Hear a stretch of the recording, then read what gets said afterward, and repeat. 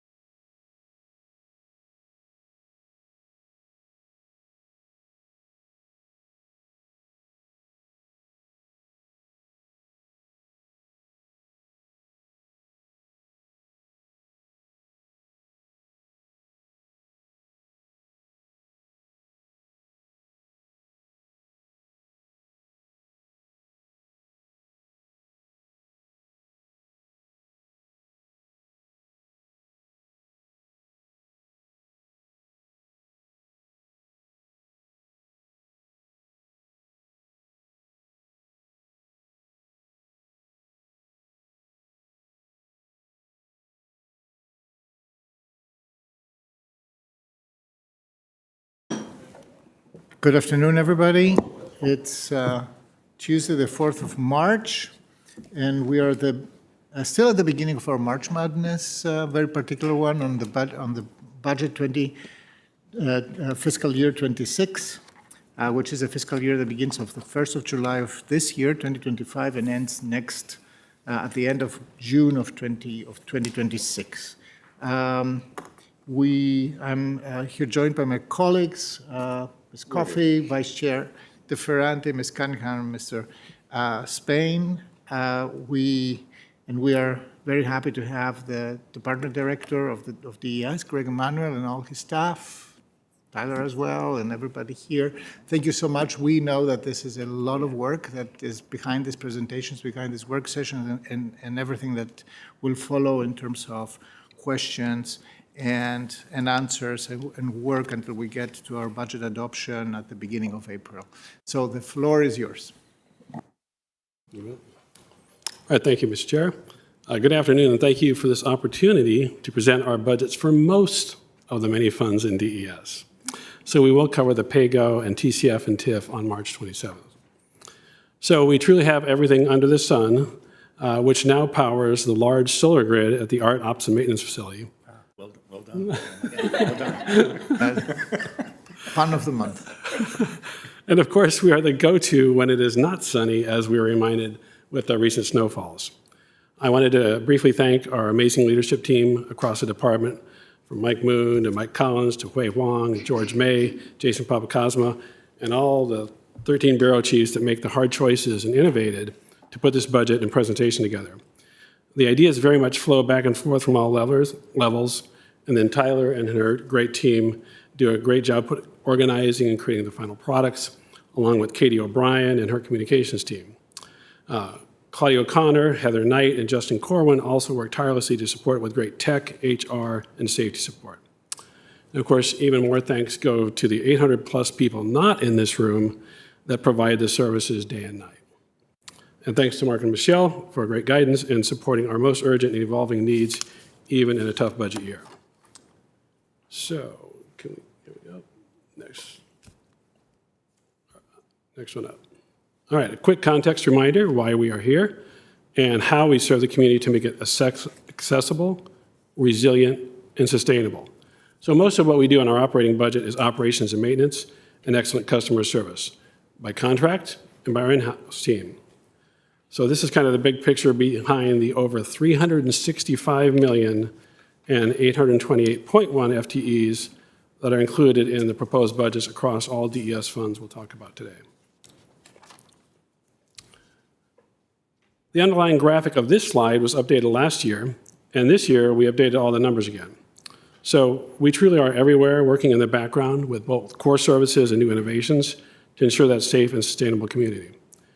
So to tie it to this year's budget, I would note that we did over 28,000 sidewalk repairs, but we have not yet achieved the level of pedestrian safety our citizens desire. So we'll address a budget change for our commercial corridor sidewalks later in the presentation. First, some highlights on what is unique in this year's proposed budget, which has 1.3 million in budget reductions. Of that, only 482 impact service delivery. We do have some targeted additions for both climate and compliance and customer service, including 130,000 for outreach to our commercial and multifamily sectors, as identified in the recently passed solid waste management plan update, and then 261,000 for EV conversion. Down to toward the bottom of the slide there, strategic plan implementation is slower to implement given the budget constraints. So, for example, planned service enhancements under the transit strategic plan. We had originally planned things like frequency on the ART 75, Sunday service on the 870s, on the ART 77. Those things are on hold.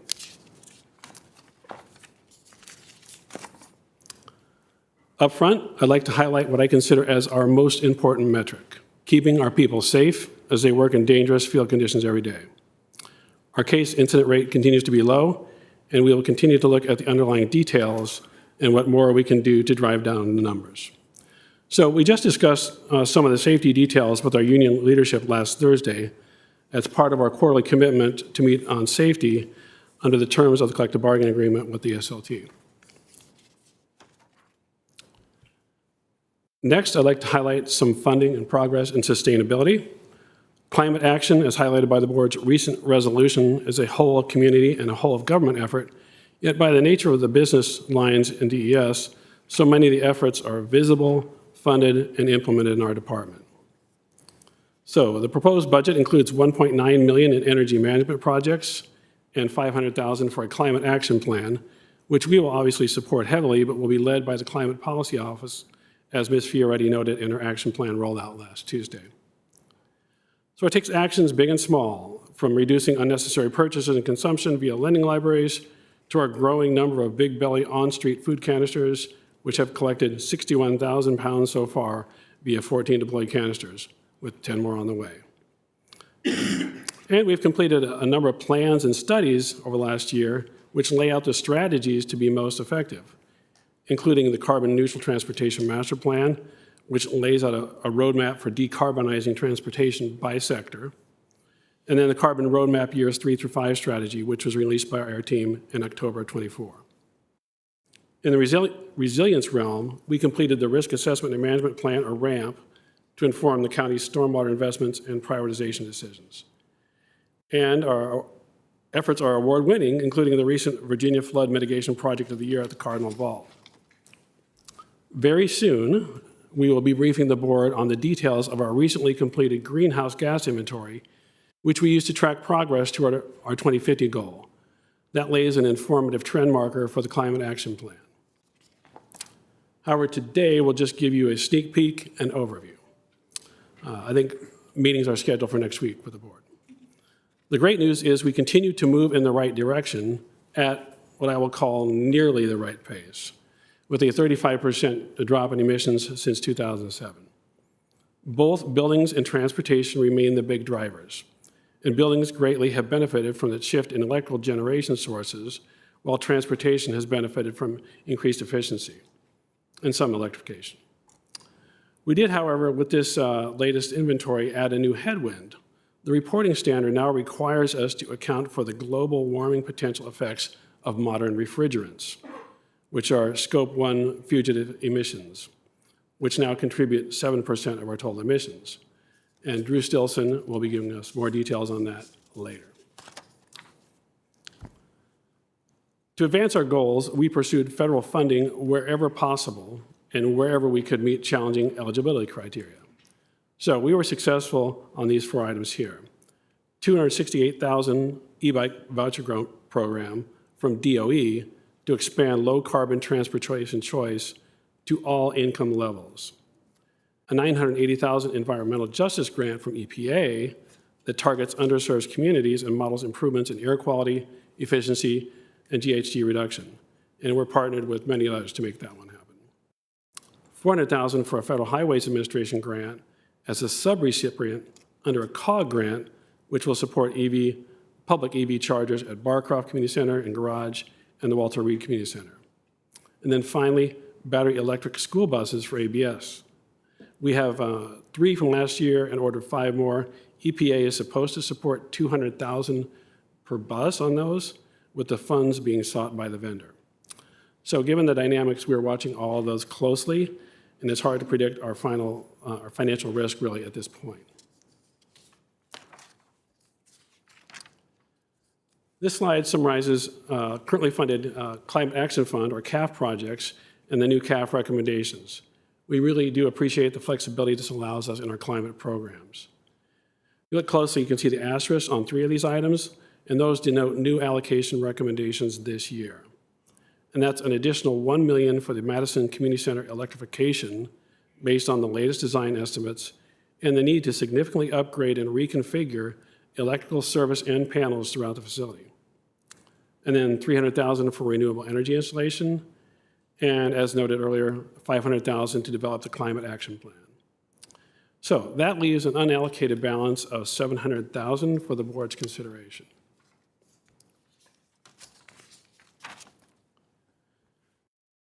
Here we are kind of jumping ahead a bit before our PAYGO work session on the 27th, but to get you a full picture of our energy investments, a quick preview of proposed investments. $963,000 for county facility renewable energy installations at 3 county-owned facilities: the Shirlington Library, the Residential Program Center, RPC, and Fire Station 3. We do plan to do PPAs at Quincy 1 and Quincy 3 and the Equipment Bureau and Central Library, but we have to make sure we're penciling out and getting through the Lover Run PPA first. $250,000 for EV chargers for the county fleet, and then $707,000 for energy performance upgrades at county buildings, including lighting retrofits at the Justice Center and retro commissioning of 2 facilities to optimize energy performance. And late breaking news from last week, after the manager approved our program details, we quickly purchased EV chargers for home use in our public safety EV take-home pilot. Fortunately, the sheriff already had a 220-volt outlet in his garage, so we moved to immediate implementation. We're doing this given the lack of available infrastructure and capacity at the detention center and the need to maintain as full a charge as possible at any given time. So this pilot, which we think is the first one around of its type, will evaluate the total cost and mission effects of home charging versus at-work charging and the infrastructure for a small group of public safety personnel. And then our final intro slide is an example of outputs and outcomes as requested in the budget guidance for our residential refuse and recycling. So our solid waste program after installation of the scale at the Earth Products Yard a number of years ago, does a great job of tracking and seeing trends, all focused on the overall recycling diversion rate, which are estimating at 54% for this year and 56% in '26. And the budget book contains many, many more details and metrics. And as I mentioned on slide 7, the GHG inventory is an enormously huge output enormously huge outcome measure, which may be, Mr. Chair, to a possible segue for our C2E2 chair, Yes. Cindy Lewin. Yes, Ms. Lewin is, I believe, online, right? Yes, Yes, indeed. I am. And thank you so much, Mr. Chair, and thank you so much, Greg, for really a wonderful presentation. And thank you for the introduction. I'd also like to recognize Doug Snoyenbos, the C2E2 Vice Chair, who's in the room. So sorry I can't be with you, but we really appreciate the opportunity to participate, both this opportunity and March 20th. We recognize it's really a difficult year budget-wise, and we also recognize the uncertain climate that we're working in. We're all in an uncertain climate right now. And I think that a lot of what we see in the DES budget is very judicious and reasonable. Having said that, we have a few items from C2E2 that are of particular interest. One, of course, is the AIR team. As we all know, the AIR team has lost 2 positions that went to the Climate Policy Office. Certainly excited about the Climate Policy Office, and I know we're all excited about the ambitious and promising plan that Jennifer Fioretti rolled out last week when we saw each other, and of course the climate change resolution. I'd say we have to stop meeting like this, but I think it's great that we keep meeting like this to talk about climate. But anyway, the AIR team is the implementation instrument for all of that work. It's cut by 5% in this budget. We think that there'll be more positions needed to carry out this work. And we're concerned that the county's setting itself up for failure if we don't have that. There are 5 AIR team members right now.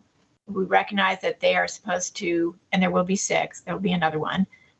We recognize that they are being supposed to tap into under the whole of government approach we've all been talking about. They're going to tap into resources across the county, but it takes a lot of staff time and management to tap into those resources. Same is true of the whole of community approach. Community partnerships are great, nonprofits, volunteers, all of that takes a lot of staff time to manage. You have to invest in that, invest staff time in that to get payoff.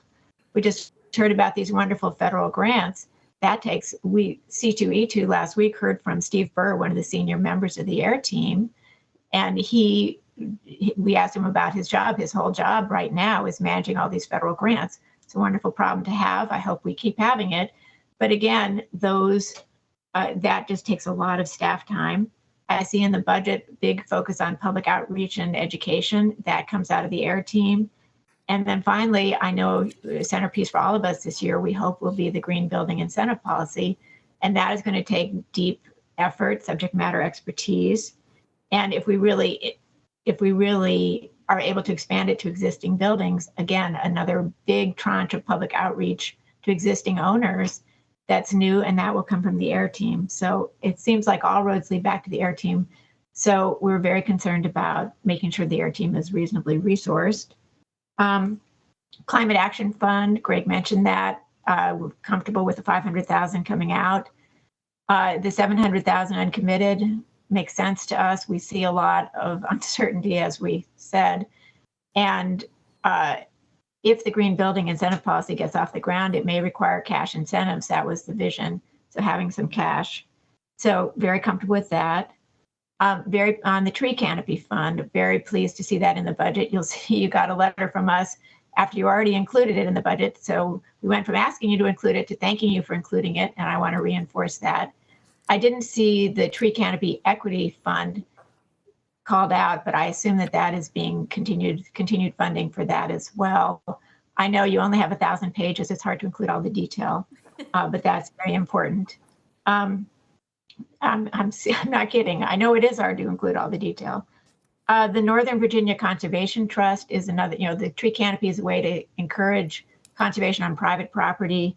The Northern Virginia Conservation Trust, that funding has been cut, as I understand it, and that is also funding that encourages conservation easements on private property. So to the extent we need to push those private property levers, that's important if you can find, I know you have tough choices. Transportation, hugely important. 40% of all our, well, we'll see what the new inventory shows. I will get to see it after you guys get to see it. But the greenhouse gas inventories, greenhouse gas from transportation is about 40% of all of it. So I will defer to my colleagues on transportation, but on the Transportation Commission, but, you know, hugely important, obviously. And finally, transparency.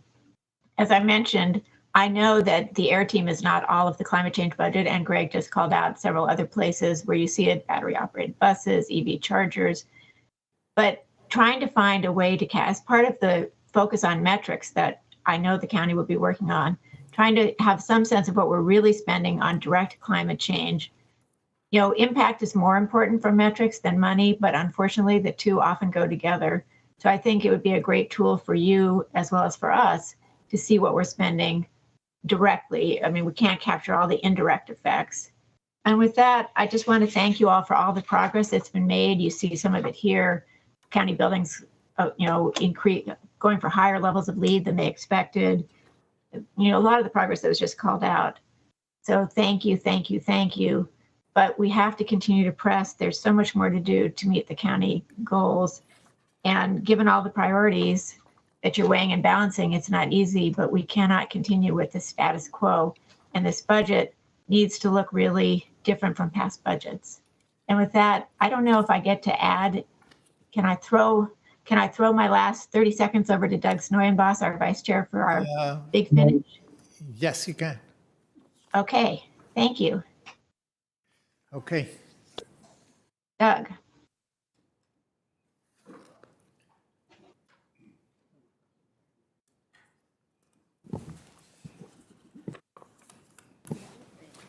Thank you very much, Cindy. Thank you, Board. Climate change is an existential crisis for humanity, for the human species, and the Arlington County Board has to do a lot of things, but stinting on the fight against climate change, respectfully, would be a big mistake. Temperatures are going up. How are we going to get them to go down? Tough question. We need to try, though. And we need to be ready when all the climate change problems hit. So I think there's a strong feeling among the community in Arlington County that climate change is an issue. I'm not entirely convinced that this budget reflects the values of the community in terms of how the community feels about climate change. Thank you. Thank you, Mr. Novos. Colleagues, in the interest of time, we have heard the first, the equivalent of the first 12 slides that refer to the presentation of the departments, outline some of the accomplishments and some of the things that are coming up. Some very interesting, and I'm sure that they're the source of many questions and many interested questions. And we heard from our commission, from E2C2. Is there any appetite for questions at this level of the presentation, or can we move on to the next chunky part that details what the department wants to spend from the general fund? Mr. Chair. Right? Mrs. Spain? Of course, Yeah. I have at least one Sure. question. I just want to go back to the highlights where we're seeing $482,000 cut in the service delivery of Art 43. I'm just curious to know about, the effect of community services that may occur, and what steps we're taking to minimize effects because of Art 43 there and what we're doing. Can you talk a little bit about that? Sure, I can hit it now. We'll actually hit in greater detail a number of slides coming up Sure. on the art. For use of time, it might see it Okay. at that time. I don't mind waiting, Mr. Chair. Yeah? Don't mind. Babe, now you will be reporting on staffing, et cetera. Ms. Coffey? Yeah, I have a question that I think is just going to be a thematic one across the whole presentation, so now might be the right time. But federal grant impacts on what we're trying to do. I haven't heard this, but I've heard it from contractors and other nonprofits. Have we seen any awarded money not paid to us from federal grants at this point in time? You want to go for it? We have actually a slide on this if we need to get into details, but so far, so good on reimbursements. Although last night, we heard in front of our financial people that we are stalled at returning some money that we had up front because of an executive order. Interesting. So we're hoping that, Have it, we're trying to give it. no, they have it from us. We had it up front, the money, and we canceled out the agreement for the trail along the cemetery, and getting the money back was stopped. Okay. And so we're trying to get it back. I hope in time, once they clear things up, that they give us back our money. That'd be, I would also like that. Yeah. Mr. Chair. Tyler, do you have? Mrs. Spain? So will we have time to come back? Because I do have a question about the pilot program for public safety. About the pilot program. Yeah. Can we come back to that later? Yes, I would say we go forward until slide number 33. Okay. And we can then revisit that. Yes. Let's continue. All right, I'll keep moving. Yep. All right, so back to the slides and the general fund. Big picture for the DES general fund, expenses are going up 4% or $5 million, primarily driven by salary and contract increases. FTEs remain flat, but I will go through the detailed changes on the next slide. Non-personnel primarily increases due to the art operations contract, which is increasing $4.5 million after recent collective bargaining negotiations completed. And these increases are net of almost $1.3 million in reductions, which we will address in more detail shortly. Revenue is increasing $3.6 million. Our biggest driver is parking meter fee revenue, even though we're leaving the rates flat. Then art bus fare revenue, fee revenue from development fee changes, and transfers in from the Transportation Capital Fund that support operations, since TCF will pay about 30% of the contract increase. Our people are our most important asset. They are the ones that deliver the services. In the general fund, our FTEs had a number of puts and takes that ended up balanced. And we'll hit the details on the cuts and adds slides later. This picture, though, reflects our custodians we've been talking about a number of years, and this reflects the final stage of a multi-year conversion of finding the right cost-effective balance between contract and in-house custodial staff. And we will retain a small in-house complement for flexibility. Shown here on this picture are 3 of the 5 that will remain, a small but mighty in-house custodial team.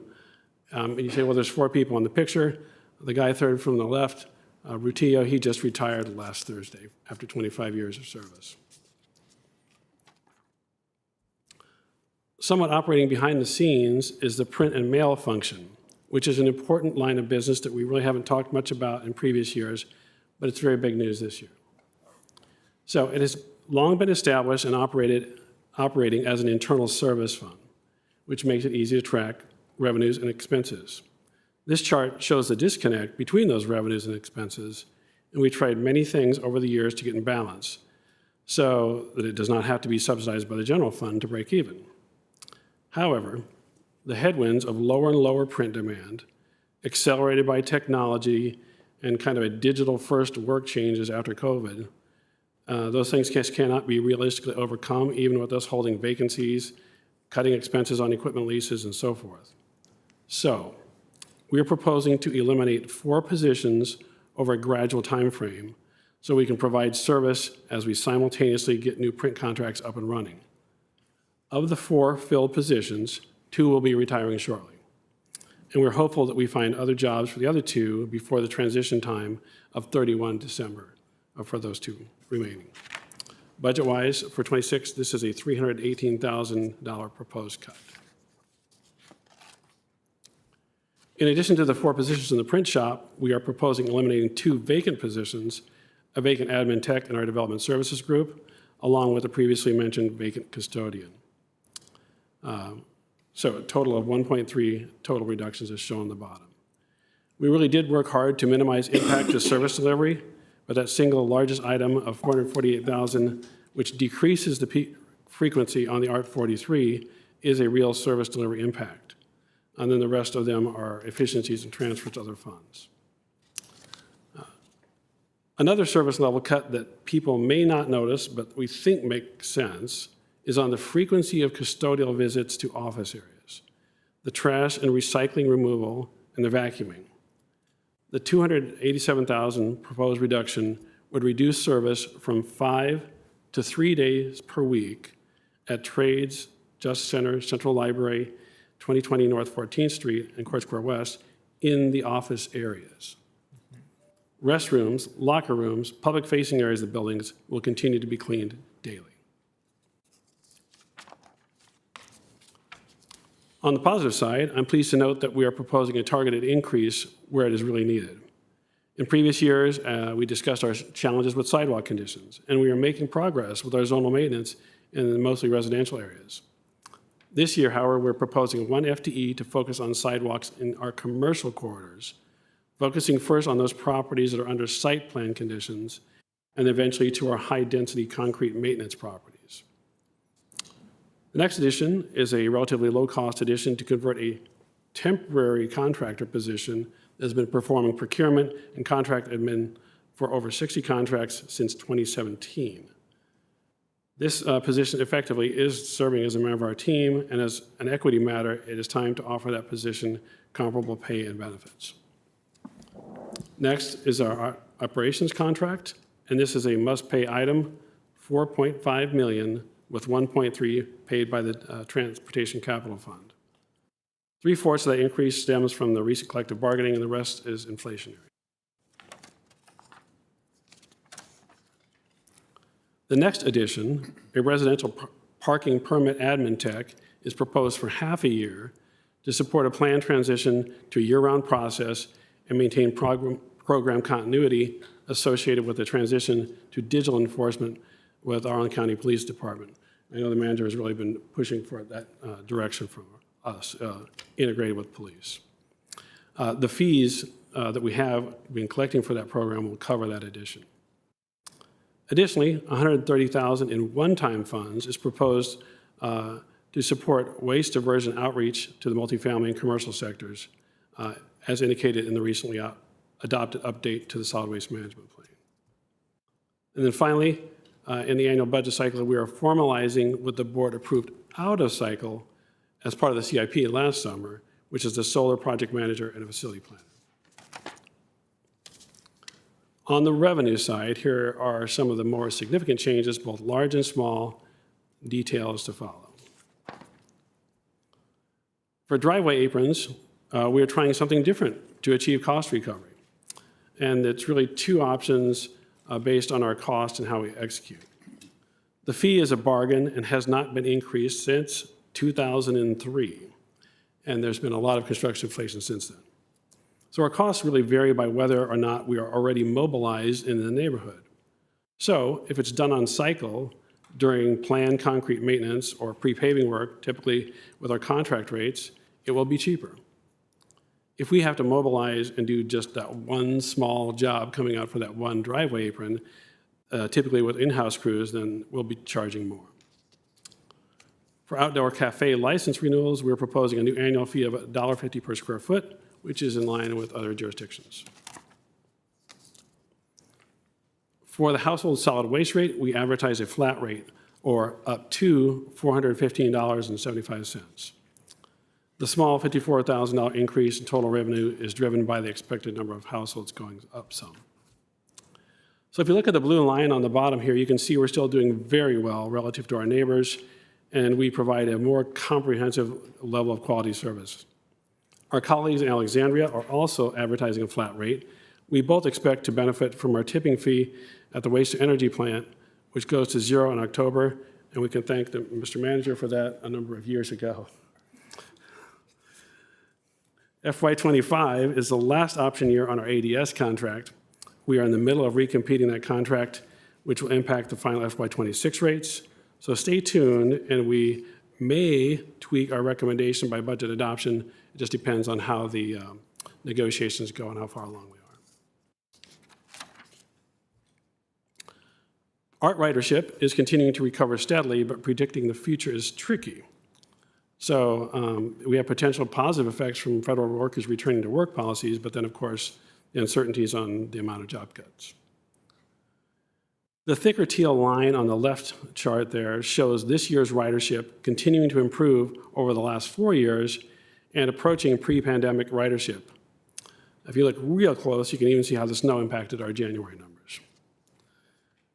The bar chart on the top right shows cumulative ridership year to date, and again, you can see a steady improvement on the FY25 teal bar on the bottom there. It's about a 9% increase compared to last year, and around 90% of pre-pandemic. So the revenue budget is set at $3.3 million based on an assumption of an 8% increase.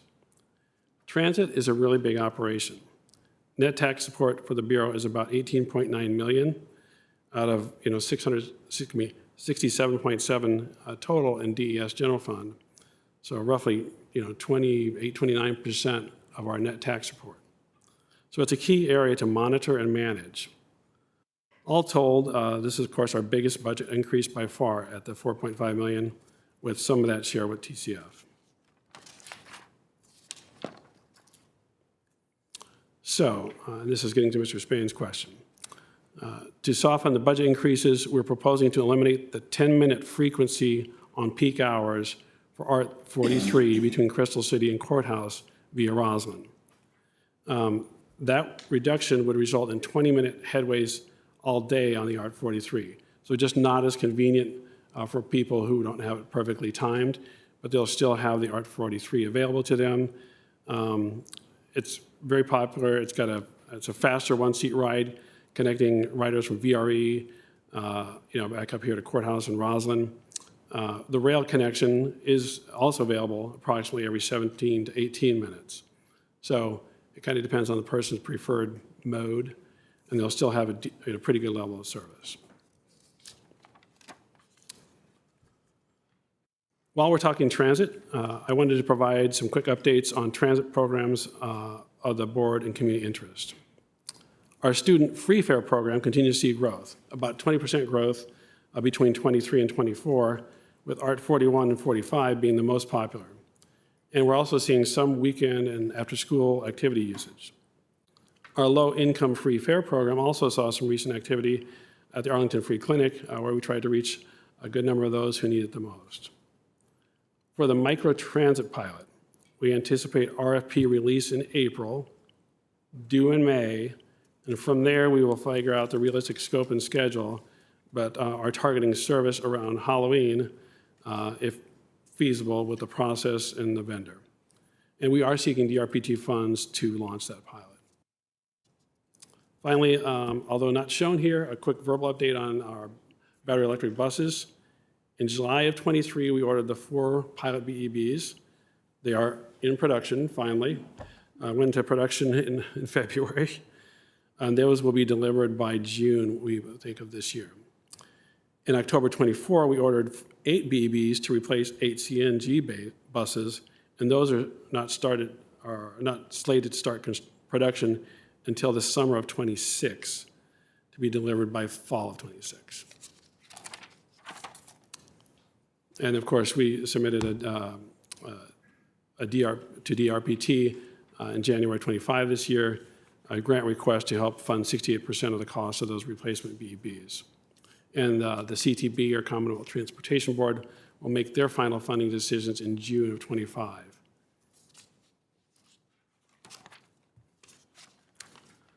All right, so parking is similar to ART ridership in that the revenues in parking are nearly reaching pre-pandemic levels, currently about 88%. Parking meter hourly rates are recommended to remain the same at $1.75 per hour for 4 hours or less, and $1.50 for the 12-hour meters. However, our revenue budget is recommended to increase $1.5 million based on the actuals we're seeing. The rates were last raised in 2019, of course, the dynamics that we have now with our performance parking pilot. It's currently in progress to try to provide better turnover of areas of high demand. And just last Friday, the county manager approved change number 5, and will go into effect next week, where the highest demand area in Ballston is recommended to go up to $4.25 an hour. And in other areas, we dropped to as low as $1 where and when the demand is that low. So spaces outside of the project area have just stayed at the prices set in 2019. So there may be one final more adjustment in June before we then switch gears to full summary analysis and recommendations for what we're going to do with the next ordinance. The outreach and the engagement on that would occur in the fall. The next revenue area is a fee area associated with development, where we work hard to remain in line with CPHD and also maintain the big picture of our collective impact on customers. This year's development fee recommendations are shown in the colored boxes there, and they flow directly from last year's permit fee study. You'll hear more from Samia Bird in CPHD's session next Tuesday on March 11th, and I think Mr. Manager is going to help hand out an infographic that CPHD prepared showing the big picture on how the fees sit relative to the entire project cost. Around 1% or more of the fees that were studied, depending on the project specifics. Just pay close attention on the handouts what the right-of-way and DFU and other notes, the details that are on there. So this is the final year of increases from the study. It brings our fees to full cost recovery. A 5.4% inflationary increase is also included. On a percentage basis, to get to that full cost recovery, though, I just want to be very transparent. We are proposing some significant increases on certain plans, such as our civil engineering plans, our maintenance of traffic plans, but those are all consistent with the fee study results. The big picture total impact to our customers will vary greatly by project, but we did do some comparison of previously completed projects to illustrate that change effect. The first 3 examples shown here are commercial multifamily projects, and the next slide goes into a little bit more detail. The last 2 examples on this slide illustrate the rough bookends on the range of single-family home projects from a very large rebuild to a smaller addition. Here's another illustrative way to look at the fee impacts with a retrospective view of a previous project. Again, the proposed increases would get us to cost recovery, and we're doing that in a deliberate, stepwise fashion. What matters to the customer, of course, is the total fee increase as a portion of the project. Here's another view of the fee increases for DES and CPHD combined on a large single-family home and a large commercial project. So to wrap up the impacts, this slide takes 2 of the previous examples and layers on all fee and schedule changes associated with the fee study, including the CPHD fees, the automation enhancement surcharge. So for the large residential project with 4,765 square feet, the total increase was $11,000, and that includes the LDA fees, the zoning fees, and the ISD fees. The total fees of almost $30,000 represent just under 1% of the estimated total cost associated with building this new single-family home. On the commercial project, the total fee increase is about $687,000, and the total fees represent estimated like 1.3, 1.4 of the total cost of the project. And then your handout that's coming around has a third example of a more typical home. I'm going to hand this out to you right now, if you can use it at your leisure. It will show that somewhere between 0.97% of an overall project to 1.4% of any project that's built in the county will be coming to the county as fees. So, and that is a little bit of an increase over what it's been, but since I don't have a microphone that works, you're just going to have to take the rest of mine. Pass one. It's all right, it's all right. If you have questions. No, if you have questions. Do we have benchmarks from our peer localities?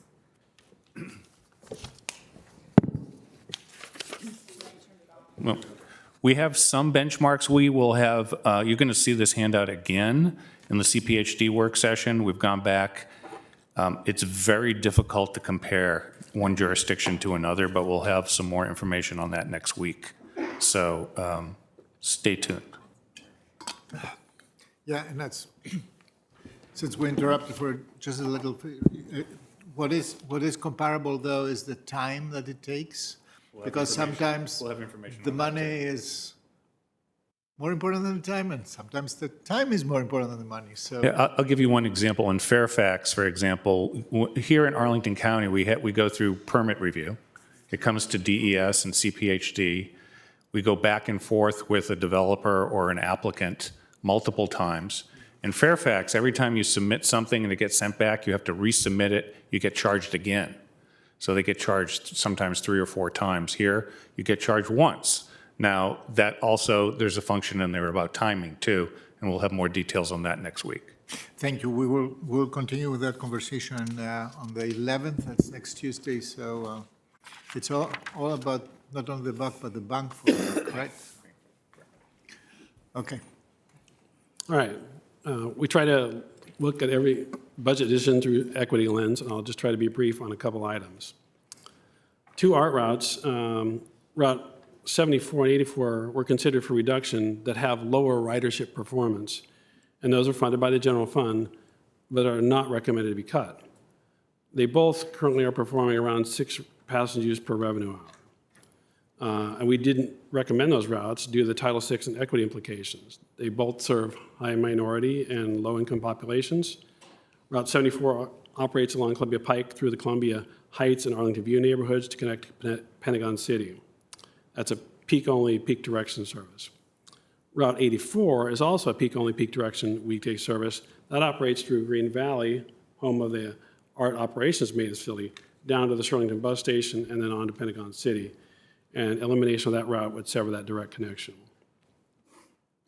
On the employee side, of course, I sought to minimize the impacts to fill vacancies.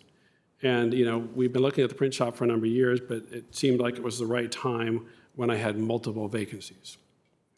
We will work to fill those 2 fill positions at all if possible and place them elsewhere in the county. Amidst the daily challenges and successes, we also look forward. And these are a few of the things that are most likely to drive the speed of the service delivery and future budgets in the wide and wonderful world of DES. For vehicles, in the DES and other departments, the supply chain for new vehicles seems to be improving for most, but the acquisition prices keep going up, especially for heavy equipment. And that could, for example, affect a lot of things. Our own heavy equipment that we purchase, and then when we contract out services like this ADS contract that's out right now, that could affect that. With tariffs, or the risk of tariffs, we are closely monitoring the economic environment, and that could also impact the cost of construction. For our sustainability and climate efforts and everything electrification and solar, there's both high demand and pricing with still long lead items on the manufactured goods. Everything from transformers to electrical panels to charging stations. So we have a lot to balance, and while we eventually get there, it does require patience in delivery of some of our projects. Next, we have DS leadership changes that are coming very soon, and they are significant, but rest assured we're also developing strong new leaders at many levels. Mike Moon will be leaving us in 30 days. Mike will be a huge loss to us all. Most of us have benefited from his quick responsiveness, his speed, his agility on nearly any topic, his accuracy, and his insights for great decision-making. George May has delivered an amazing array of facility capital projects and infrastructure projects through his entire team while building strong relationships within DES and across the departments. Eric Grabowski leads a strong team and has been strategic in delivering our high-quality, low-cost, forward-thinking refuse, leaf, and recycling services. And those are just to name a few, because there are truly leaders at many levels to make our mission work. We are tracking federal grant funding very closely. We already covered the federal funding in the sustainability space on those particular grants where we think we might be the most exposed. In addition, our commuter services program relies on approximately $6 million in annual federal CMAQ, or congestion mitigation and air quality funds, to fund their operating budget. On the capital side of DES, we currently have $29 million in outstanding grant balances funding capital projects in transportation and stormwater utilities. We'll have more details on the next slide.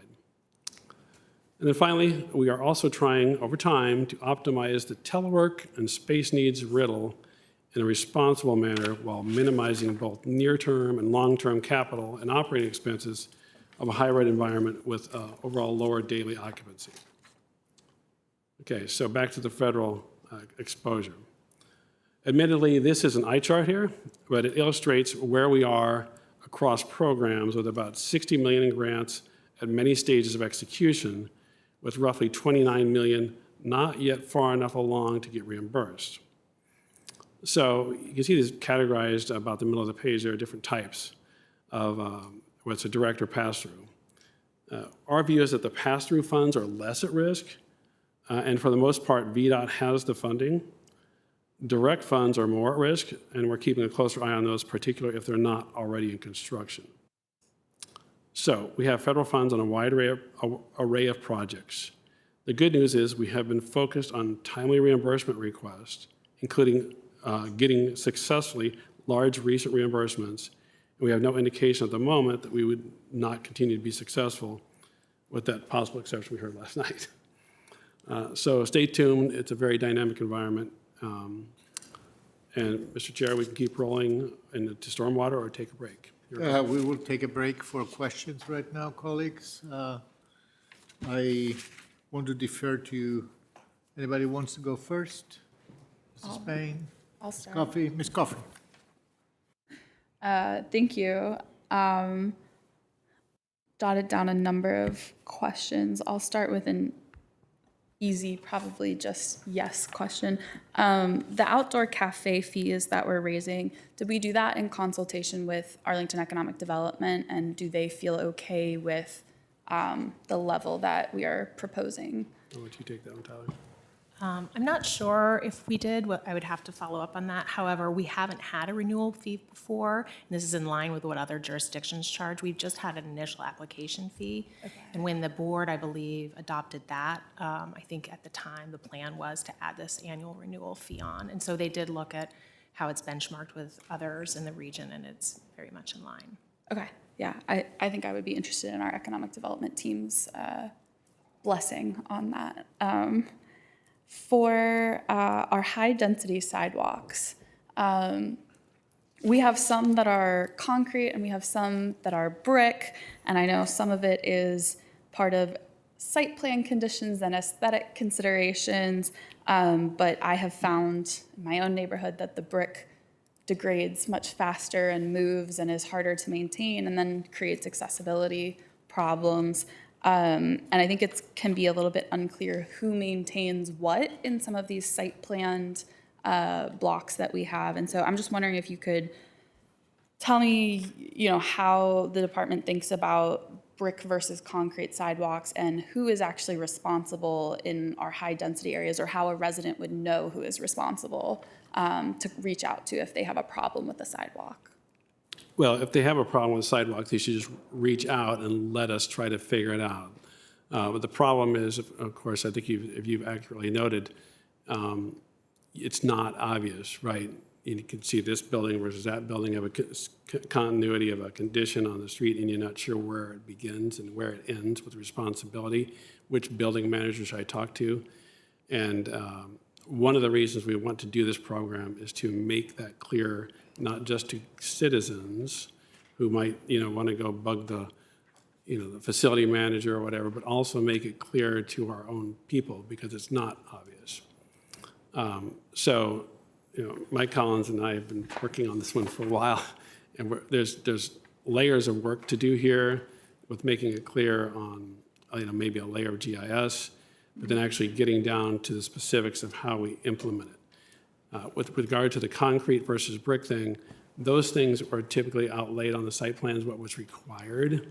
So then going back and administratively changing it, you can go, if I understand this correctly, you can go from brick to concrete, which is more of our standard for purposes of accessibility and so forth.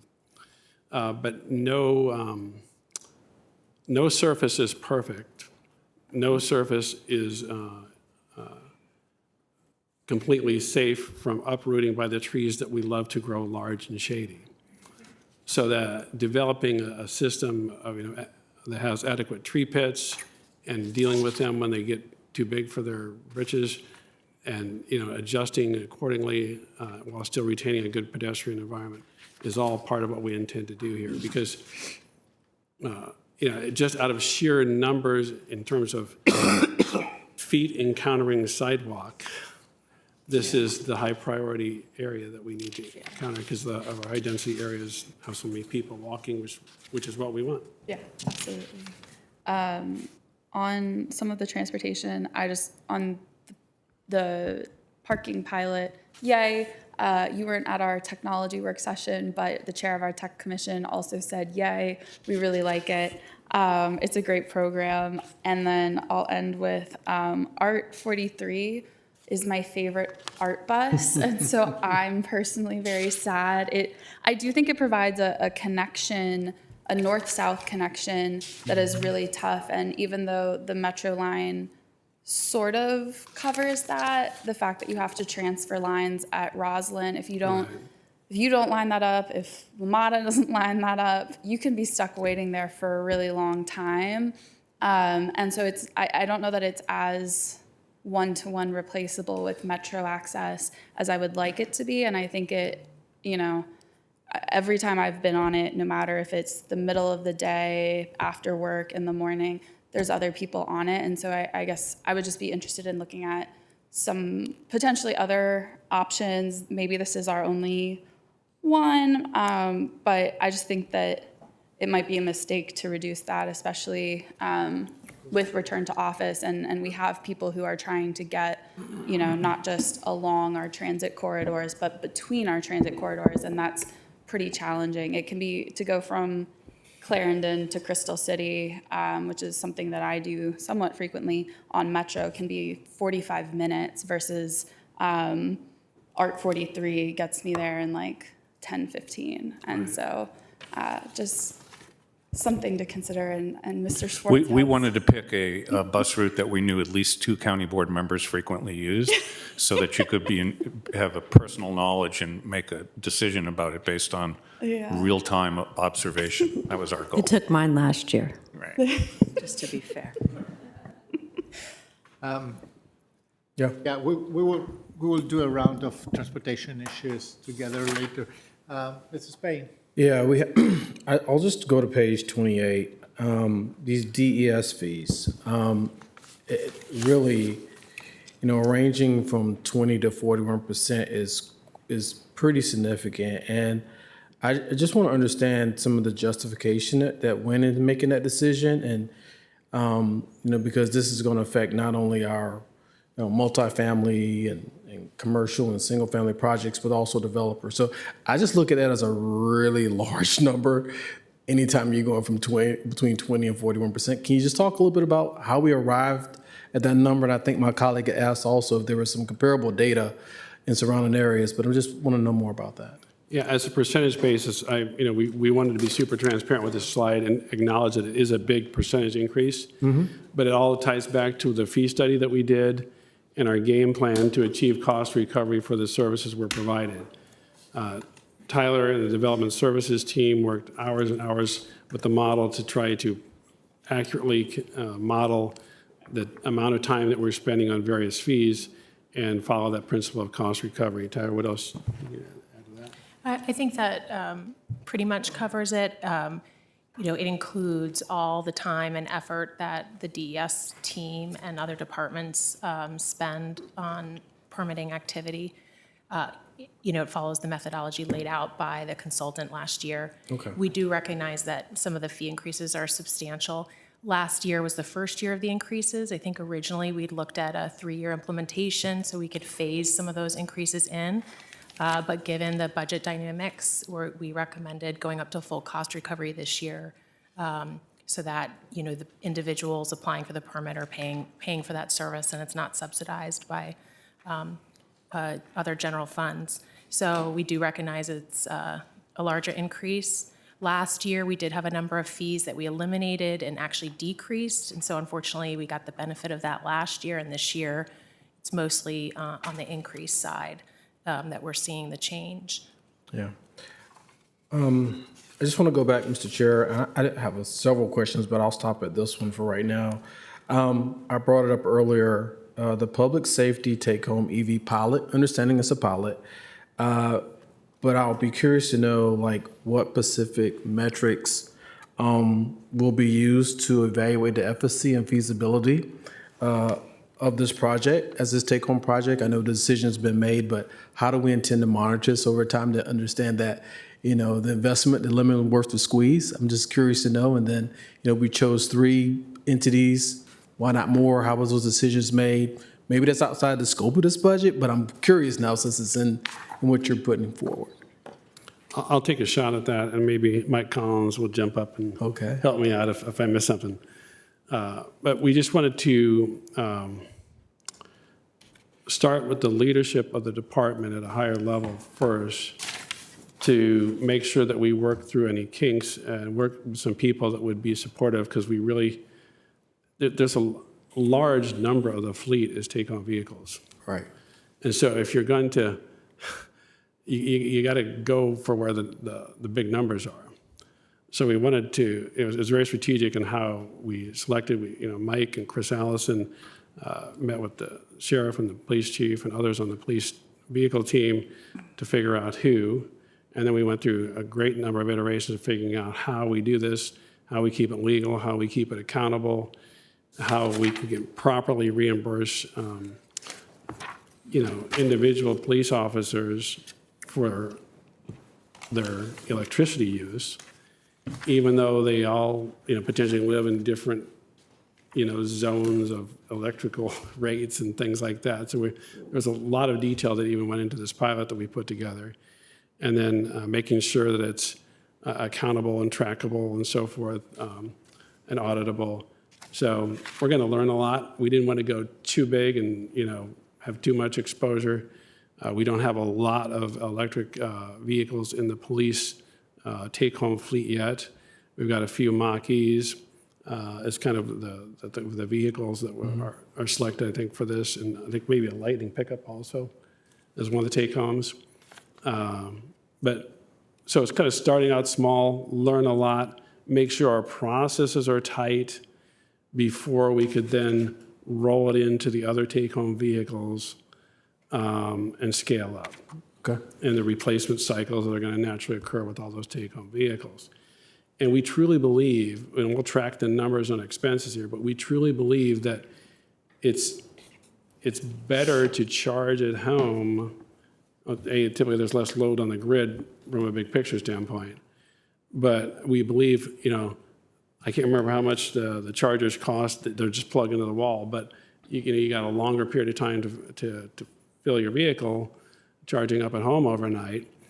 And we believe the overall cost of chargers are less than trying to install and maintain and replace that infrastructure here. Plus, when they're here, they kind of want to be able to go. So there's so many reasons where it seemed like at home, at night charger made sense for our fleet, but we just want to do it in an accountable way. Mike, anything else? I think we covered it, huh, Mike? Trying succinctly, we do know that we're not going to have adequate capacity to install sufficient charging at the Courts Police Building.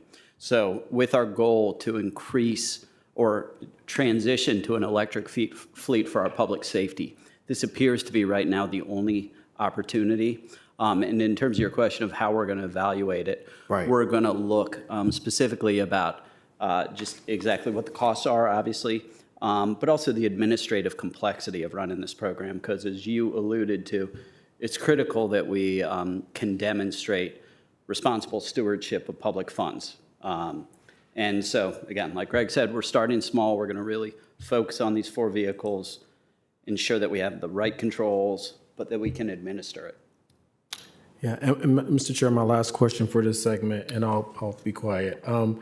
Where I know this is going to hit the community hard, and I understand it's been since 2009, but parking. The question I have, is it critically important, mission essential, that we have an increase in parking fees? Well, the parking fees are staying the same, but they're now being increased through this other performance parking pilot. And the board will have an opportunity to weigh in all the wonderful options and details of that program evaluation this fall. Okay. Because I think it's 4,500 spots, I think, if I remember correctly, that are in the pilot with the sensors in.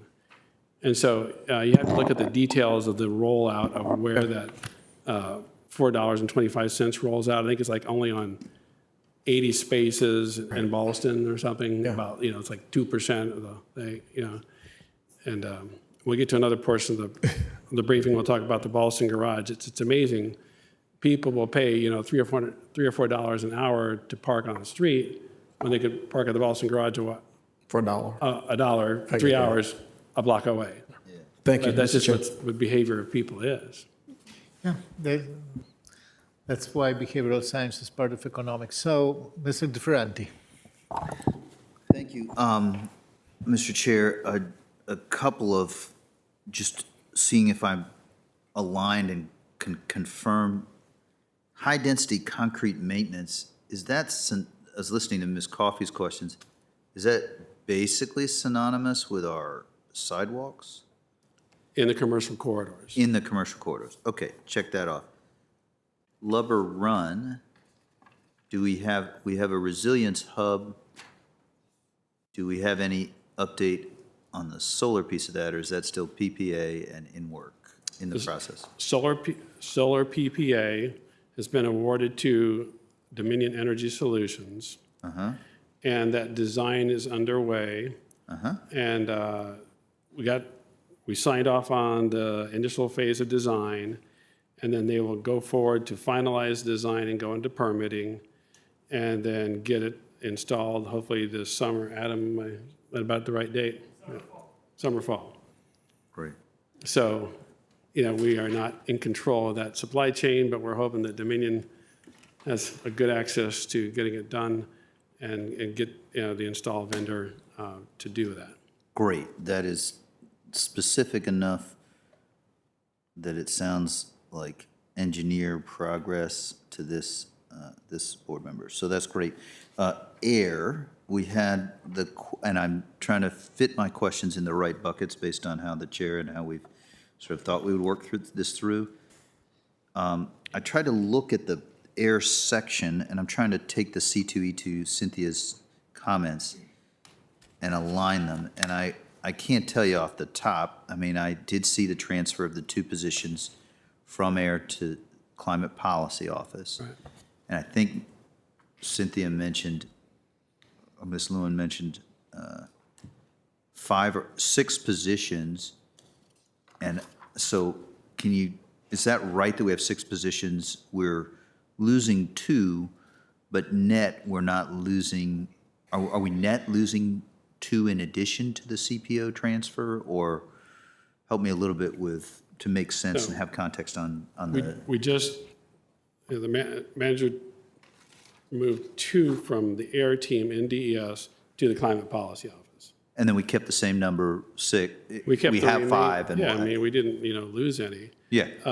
And that's, the other thing that, I discussed with Cindy earlier in a separate conversation was that we also have people, they're in the air team that does a lot of this programmatic stuff in our environmental management group. Yeah. But we also have air positions on, for example, Adam Calloway's team in Facilities Management Bureau, where we're actually implementing the projects. So, the air moniker, Yeah. I'm not sure if it helps or hurts us at some time, because really it's like everybody is supposed to be doing this. And I view Chris Allison's role in the Equipment Bureau as a huge implementer of the air program. Sure. So. That's great. Thank you. It's. They're both part of the The team, but is also supposed they're to all be- in it's cross-departmental work. It's everybody's job. Yep. Yeah, it's Got kind it. of Thank you. dispersed, and it's a good policy discussion, though, because this marks a transition to a different management model. Ms. Cunningham. I had a follow-up question on parking. So I think you emphasized that the increases we're seeing here are not a major rate change. There's a little bit of the parking pilot. I also thought we were really amping up our enforcement activities. Is that built in? It looked like maybe the numbers are moving still a little bit. So we talked about this last year, and the board added, and I'm going to get the number wrong, but I think it was about 4 positions to the police department to go out to, because the parking monitors in the pilot showed us that about 50% of the money that was owed to us by people parking there was being paid. That number is still around 50%. And one of the challenges there is getting enforcement staff. So parking service aides and the additional staff, what we found is that we still have the same number of vacancies in parking service aides that we did a year ago. So recruitment has been a challenge. I'd encourage you to talk to the chief about that when he comes here. He's looking at another model of enforcement there. And that's the reason why when we get to the end of this presentation, we're looking at a different, using technology as an enforcement model. I want to see those numbers. I mean, I think we need to be at around 80 to 85% if we're going to have, there'll be reasons why people can't pay in certain circumstances. 50% is unacceptable, but even with that, as you notice, the revenue is going up.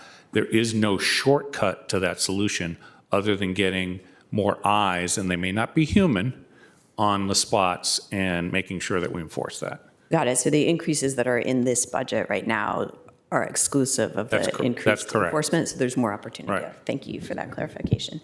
Another easy clarification, streetlights. It looked like we lost a bunch of streetlights from last year to this year. Can you help me understand? Well, creeping around? Wei Wong or Dan Neighbors might be able to embellish here, but we do have a gradual transition process going on where we tried to rationalize through our streetlight management plan the ownership zones. So we've been doing that gradually with projects when the opportunities make sense to kind of gradually transition those things in those zones per our plan. And so that can change the numbers. Wait, is there anything else we need to add there? You're good. You were red. Turn back on. Okay. Yeah, we like to think county-managed streetlights are better. However, we have to admit, it depends on what's the street, what's the service, and what is the actual need, which is why we went through the streetlight management plan period to have a better planning. So some of the inventory that we have today in the streets are being replaced by other service such as Dominion Lights through our program and projects of updating the street, so they are rolled into projects. Reduction of numbers does not mean reduction of service, and actually we hope that would give us a more focused view on the performance rather than sheer number. Because we've heard having more lights does not mean you're performing better. We actually want to have a better service. Great. So we actually are looking at where we may be overlighting, given that LEDs give off more light, and we are eliminating some poles over time, as well as changing who owns them in which area. Yes. Okay, that's great. And adjacent to that, the dark sky standards, I think both for streetlights, but we also have heard from our environmental advocates about on our buildings, and I think Parks punted this question to you guys. Can we work on limiting the lighting, particularly during the bird migration, and could we, could our advocates partner with county buildings and your team on facilities to make that happen? Yeah, I think that came up during one of the recent migration seasons. We tried to encourage people in tall buildings and so forth also to turn off lights and so forth in that time frame. There's a limited number of things that we can do with our programmable things, but Dominions are not programmable, so that's... So both our streetlights, and I think the question was on our buildings as well, which you guys are managing. Yeah. Yeah, and then I'll do a quick follow-up on your point, Ms. Cunningham. The number of lights is not as important as the environment that we're creating. And, we face some resistance as we've gone through these transitional standards, particularly in the residential neighborhoods. but the completely downward-facing Cobras that sit up higher and over the middle of the street are much more effective for illuminating, and the spacing can be greater. So it's fewer number of poles for the same amount of light that's hopefully better distributed and not going where it doesn't need to go. Yeah, which is great. And I remember you specifically took a couple out of projects recently as well, so very much appreciate that. Last question on this round is EV chargers. We had lots of conversation last time. I'm wondering, how are we, on the ones that we own, both inside our properties that are not available to the public, but those that are available to the public, what are the utilizations and kind of how's that trade-off going, giving up a parking space versus having a charger? You want to cover that? I think we had some utilization stats here. Yeah, I think we're trending above what we, the AIR team has pulled as a benchmark for other, similar types of public EV chargers. I think Steve told me yesterday we were at 19% utilization. Okay. If I recall correctly, that benchmark's around 15%. So we think the utilization's looking fairly good. And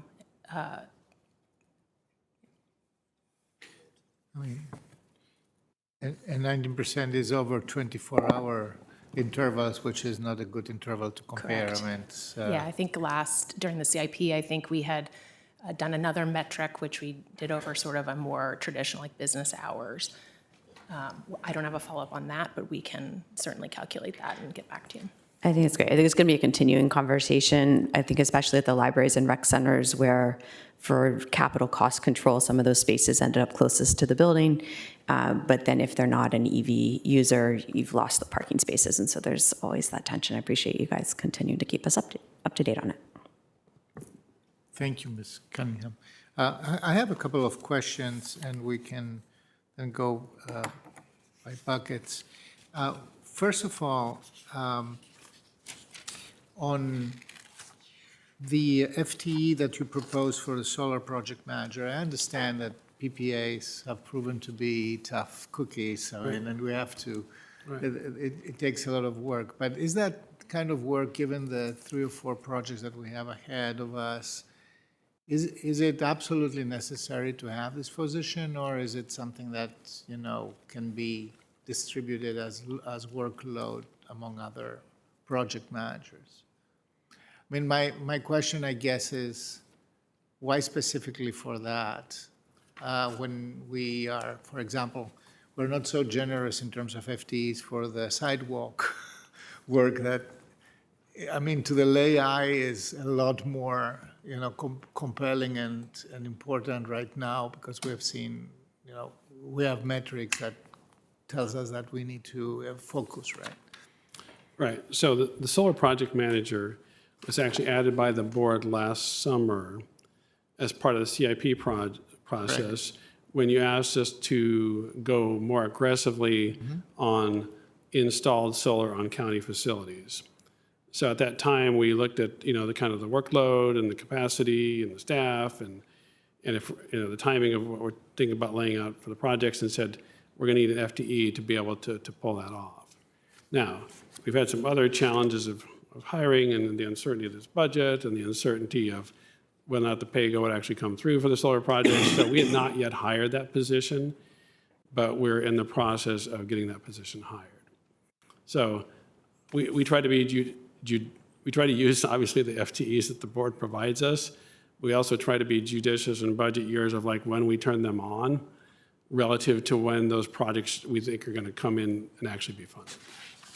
Okay. So that's one of the management balancing acts that we do behind the scenes. And I would add, with the solar FT, in addition to the PPAs, there's 3 county-owned on-site installations that are funded in pay-go.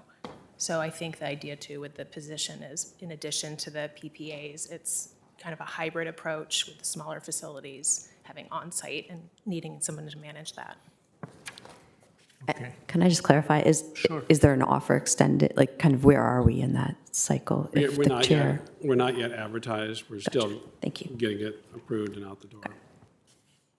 It's not, just for clarification, it's not that I doubt that there is a lot of work to be done. We're trying to find, the most economic way to go about productivity here.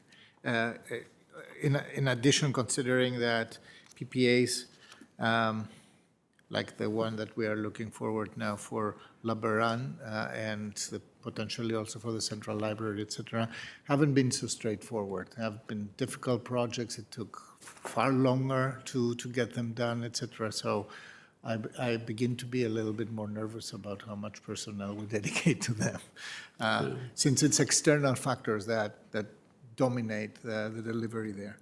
I have some questions on transportation, but I wanted to, EV charging is part of transportation, but not exclusively, not like talking about bus routes. So I think there is a desire here to see, the performance. At the very beginning, we changed also the fee structure for that, and we're still, I believe that we still need to polish that. I mean, if you plug in a very big battery, it takes hours to charge, and so it takes, one can park for a while there. Right. While if somebody has a smaller battery, it is far faster. So, and then the idle fees kick earlier, et cetera. So there are some inequities built in the system for a later moment to discuss. What is interesting to me is the idea of installing EV chargers at home for our employees. Do we have an idea how many employees we want to actually use them, or use their electric vehicle now to come to work and to take it home at the end? Well, this is, you're opening up a whole nother potential realm of discussion I haven't had with the manager yet. It's like, right now, we don't have many take-home vehicles, like there's maybe one outside of public safety. Uh-huh. Almost all of it's in public safety for take-home vehicles. So that's the realm we're looking at, because there's other issues and expenses with take-home vehicles that are not public safety, because the public safety ones serve a dual purpose in the neighborhoods. So one of the expectations, I mean, since the three years now that we're seriously transforming our fleet, right? Mm-hmm. There were two expectations attached to that. First of all, we were looking at a fleet that is significantly more longer term, more longevous. The per vehicle, duration of maintaining a vehicle in our fleet will be significantly longer because electric motors are far less prone to break, et cetera. Now we are in the third year of that. Do we begin to see some improvements? I mean, I'm seeing a very nice pool of leaves downstairs, and they appear to be fantastically well working to me. And the second thing is a significant decrease in fuel costs, especially since we are charging them from, you mentioned at our solar facility down in South Virginia, or at least via credits from there. By credits. So do we begin to realize these savings? I think we're going to have to get back to you on that. There's a whole range of stats and analysis that need to be looked at in terms of like the equivalent fuel cost and how much we spend on the actual power. And I think we're probably now starting to get enough data in that we can start to do some analysis if we're truly getting the power to the right vehicle and collecting the data. We could do that and then trying to do a comparable of an older ICE vehicle or something that we still have around. We don't, I mean, the good news is Arlington's 26 square miles. We don't drive very much. Yes. Which is great. Yeah. We do like 2-3 mile little trips. But we'll take that as an action. I don't think we have any stats to share today, Mike, in terms of comparing the two of their mileage and what we're spending operational expenses. They are more expensive initially capital-wise purchasing. We got the best possible deals we could on the Leafs and so forth. But you have to weigh in the whole initial capital, how long we keep them around, what we're spending for maintenance, all those things. And that's a bucket of analysis I don't think we've done yet. Okay.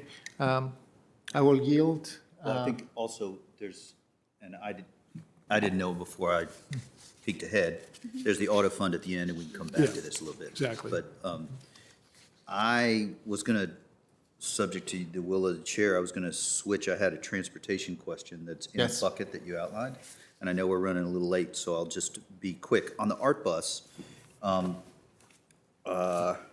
I fully support the investment we're doing in our employees. I'm mindful that that is, our people are our greatest resource, and that is not a small ongoing cost.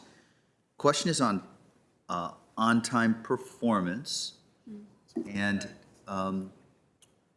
not, I have found, so we're trying to get to 87%, I think, if I read the budget right, or if, and we were at 76 or 77, and we've seen a 1% increase. I'm not asking for like the 1% difference. Just, I haven't looked back at past years, and I just wondered if, someone could speak to, our goal is to tick up like 10% or so, or 9 or 10%, and we didn't get there this year. That's not the end of the world, but it is, I think we've talked about fully missed trips is what really gets folks. Or, so can we say anything about why we didn't quite get there, and if our investment in employees might help us get more of the way there over the next year, or if this has been a trend where we changed operators a few years back, but can we say a little bit more about why we didn't quite make that, we made 1% of the 9% jump? That'd be great. Go ahead. I think what I heard from our transit bureau was, some construction was, a headwind that Yeah. affected on-time performance. But I think with AOMF going online and, looking at spares in the fleet, they're hoping to tick that up. I would note that I think the budget book is a little aggressive in our goal, and talking to staff as we were preparing, I think we felt like a more, reasonable goal, or, would be maybe hitting 80%, but 87%, that big of a jump, may be a little aggressive. Got it. Okay, that's great. I've been thinking about I think we would know if the date had come when we were fully out of the Alexandria space. I think we're getting close. We're out of we're 100% out. Right, and let me just add a quick story, if I may. Yep. Last week, we did another tour with a lot of the folks from the manager's office and others to go through the facility, which is now kind of more in operation since, we did the ribbon cutting. And Pierre Holloman, our acting transit bureau chief, gave us a nice tour and gave us some great insight into what's happening in this new facility. Because they're in a new facility, they're able to attract people like who want to work there. Yeah. Because it's a great new clean facility in a convenient place, and it's got great, employee, break rooms and fitness room and things like that, extra benefits.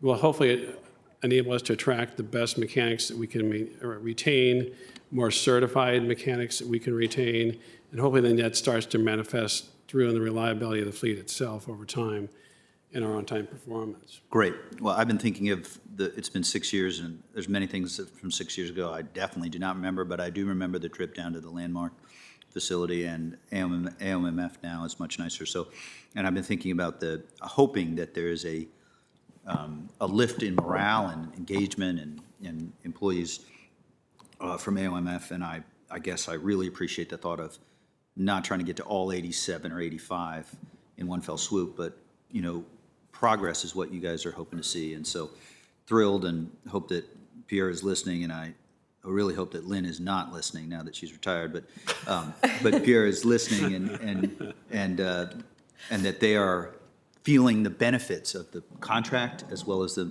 momentum. And so I'll try and put a note to remember to just double check that we have made progress. Perfection is not the thing, but I want to see, I do think it's super important to see progress, because getting folks into buses is the key. So thank you so much. And I think Tyler hit it nicely also, that, once we finish these critical phases on Columbia Pike, that will also start to manifest, because that definitely affects ridership time, or, on-time performance. Sure. Ms. Coffey? Yeah, we have many topics that we've gone over, and I appreciate slide 5 on the culture of safety, but I was wondering if we could talk a little bit about Vision Zero and the progress that we are making, have made towards engineering for safety. And I know one of the things we talked about last budget and during CIP is that, you know, there's only a certain amount of money that can be used with the staff that we have. As much as we would like to throw money at safety, people have to be there to do something with it. And I just was wondering, I don't know if specific staff would like to come up and talk about how it's been going, anything on the operational side of Vision Zero. Yeah, I think we'll hit this probably more during the PAYGO session, but Wei will kind of give you a sneak preview. Well, let me start by saying when we hosted our annual external stakeholder group meeting, Vision Zero again received exceeding expectation. So the majority is saying either exceeding or meet expectation. It's a really, beloved program by the community. We actually have sort of modified our performance measure to show some of the Vision Zero performance, safety performance, especially this also come out as the board guidance and also some of the community requests for us to show the actual performance. We have shortened our, turnaround time for the reported problem. For anyone who hasn't realized that, the reported problem is a portal where people can actually generate their safety concern. They actually can log their safety concern in there, which would trigger us to do a safety investigation. So that's one way of the community directly connect to staff and make safety-related requests. We also go with a data-driven approach where we continue to analyze with the sliding window of 3 to 5 years, continue to analyze the actual safety performance on the road. Sometimes people perceive it's not safe, but the data actually shows it's performing relatively better than other locations. And then there are places where people may not be ready to communicate because we have a certain area that people may not engage that much, but we, through the data, recognize there's improvement. Vision Zero also takes the approach of working with our school community to make sure the school zones and our most vulnerable and being educated road users are having an extra focus on protecting their safety. We actually, I will say, I don't know if anyone remember, during the COVID period, you probably have read headlines of nationwide, there's an increase on crash and fatality and all that. Arlington back then actually were trending against the national trend. We are actually trending low on many of those critical crash-related data. And for the 2025 and 2026, we continue to actually track better. I have to admit, there were lives lost on the road. And it's very unfortunate, and many of them are more behavior-related, such as alcohol-related, driving under the influence or things like that, which we actually really beefed up the education piece. So you mentioned about the engineering piece, right? So there are 5 E or sometimes 6 E's that's in there. So I will say the engineering piece, that E, has been well tracked and managed by the staff, and we recognize we need to do more outreach and coordination with the education piece. Hopefully we can lower those unfortunate things that cannot be prevented by engineering alone. One more thing I want to mention is Vision Zero Action Plan. This is the year, the 5th year, and we are already gearing up to do the updated action plan because the previous one adopted is 5 year. lifetime. So there are more to come on Vision Zero. Great, thank you. Ms. Cunningham. I just had an add-on to that question. I know our metrics are tracked by the preventable incidents or crashes, which excludes distracted driving and DUI. Do we track that separately? Because obviously those are of grave concern to us and really drive some of that educational component. I didn't see it in the budget, but do you track it separately? Yes, we track them, and they're all on our dashboard, in the Vision Zero dashboard. And the Vision Zero dashboard, the Vision Zero website also contains a lot of good safety-related information, such as our quick turnaround project. The quick turnaround projects, by name, by definition, they're quick.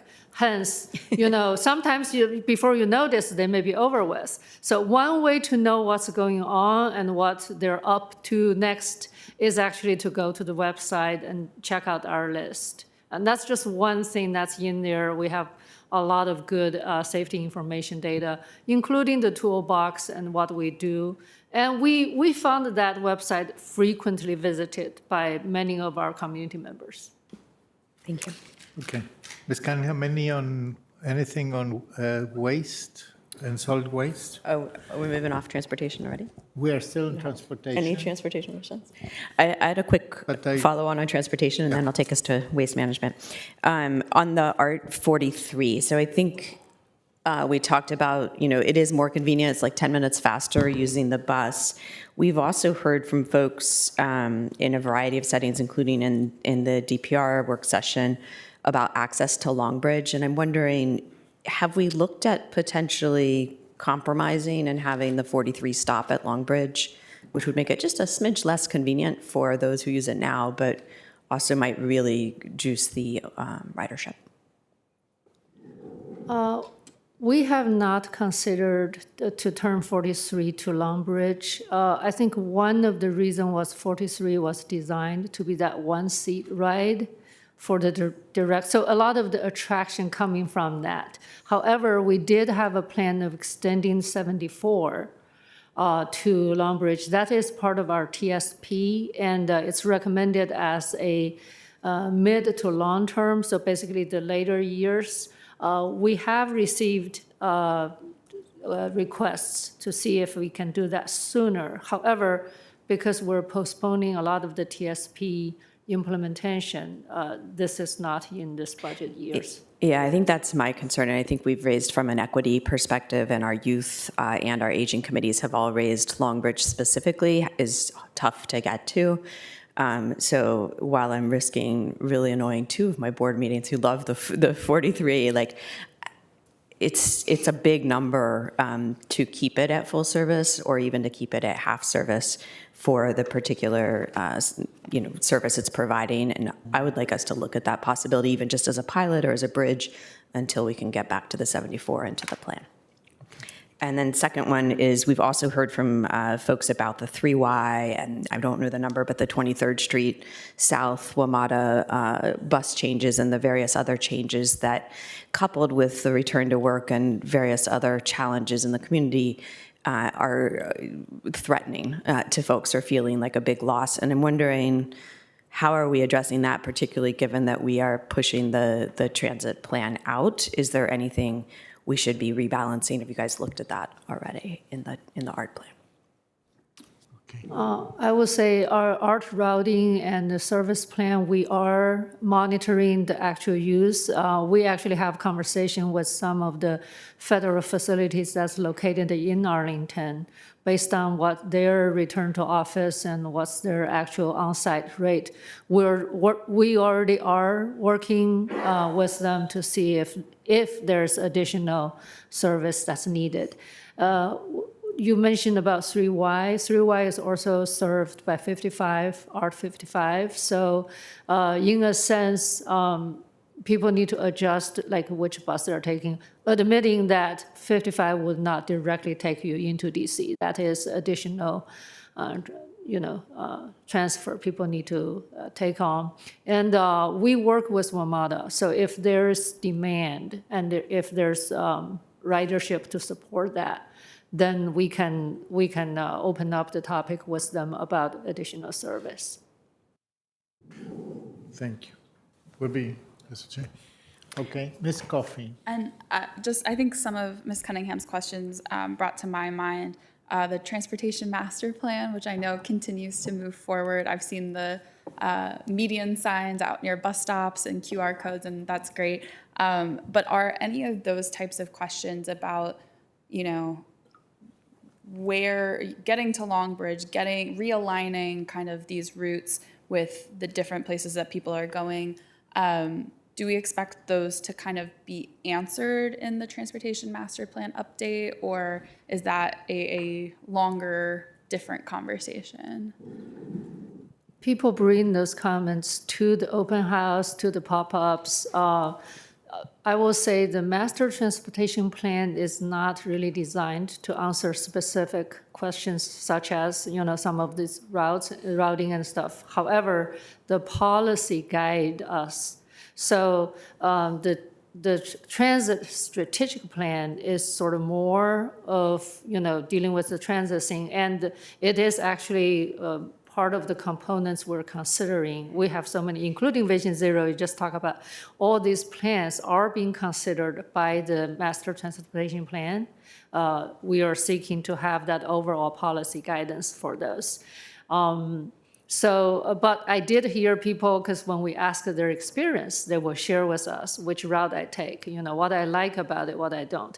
I just share one of the things I heard from our last round open house. Actually, this round open house tomorrow night, Central Library. If anyone have time, please. 4 to 7 o'clock.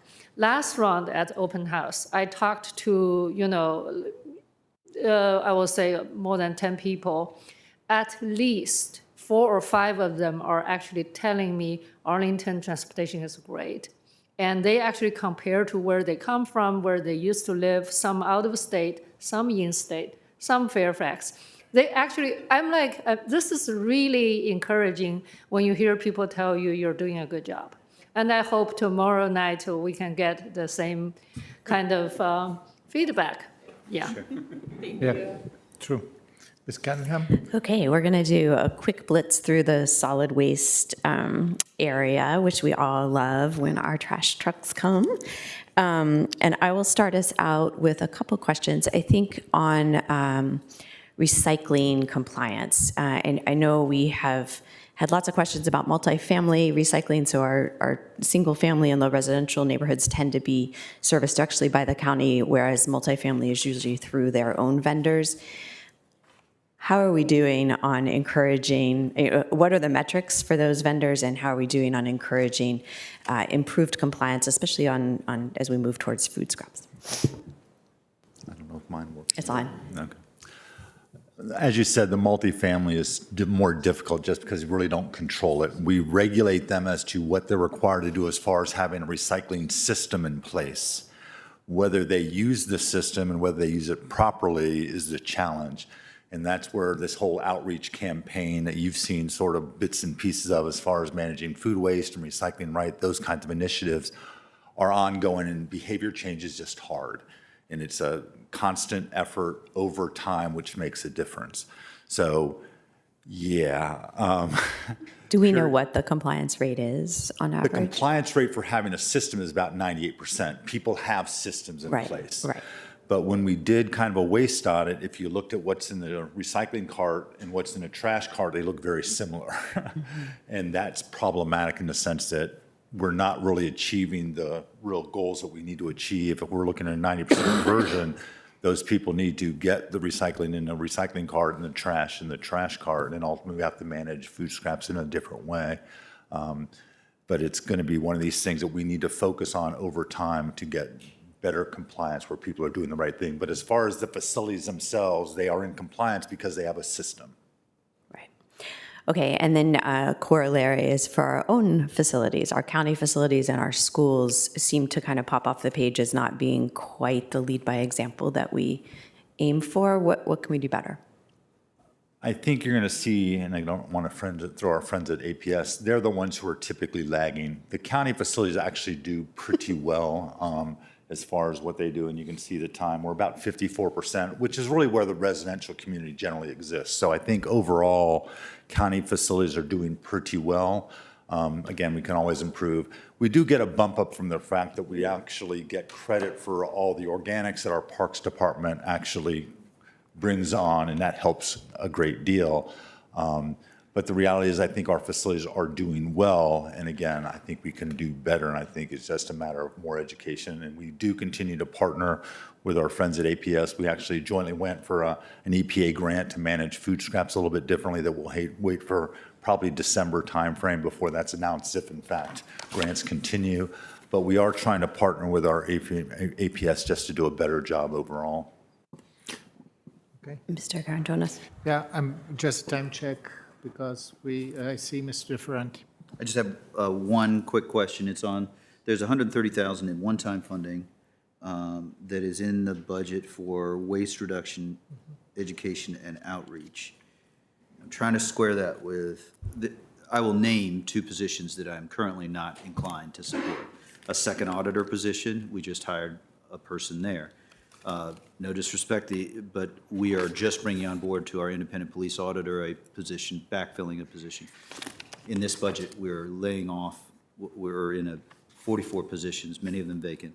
I don't support those two positions, but I do have in mind, we made grand promises on our solid waste program, and you said we could use two people. I don't want to do two, but we don't have we don't even have one of those positions. And so I'm trying to understand what is the one-time funding, and then we don't have we won't hit our goals on the multifamily if we don't have this education type position to get started. And so that is one position that I at least remember searingly that I was going to try to be accountable to myself as to whether we would. So can you talk about those two? So the real ask originally in the solid waste management plan is really for marketing positions. Yeah. Because marketing behavior change is different than education outreach. It really is having people make that right decision. Do you choose Pepsi over Coke or Coke over Pepsi? It's just making people be very understanding of decisions they're making to try to change them to do different behavior. So what we'd ask for in the original, in the solid waste management plan / zero waste plan was two positions that were really marketing and outreach focused to get the information out to these multifamily properties because we're just lagging. I mean, most of our programs are targeted to the residential program because that's where most of our resources come from. And so what the $130,000 will do was allow us to do what you've sort of seen on the street with some of this Avoid Food Scraps campaigns. We actually had a marketing campaign that lasted for 3 months trying to get the word out. What we found out was those campaigns aren't as effective as we'd like them to be. So part of that money will be used in helping us develop a campaign because we're not expert marketers. We do a pretty good job with educating people and providing pamphlets and information, but we need someone who is smarter than I am who can actually tell Eric Grabowski and this team at the Solid Waste Bureau, how do you get someone to do something differently they don't necessarily want to do? Great. So this 130 means,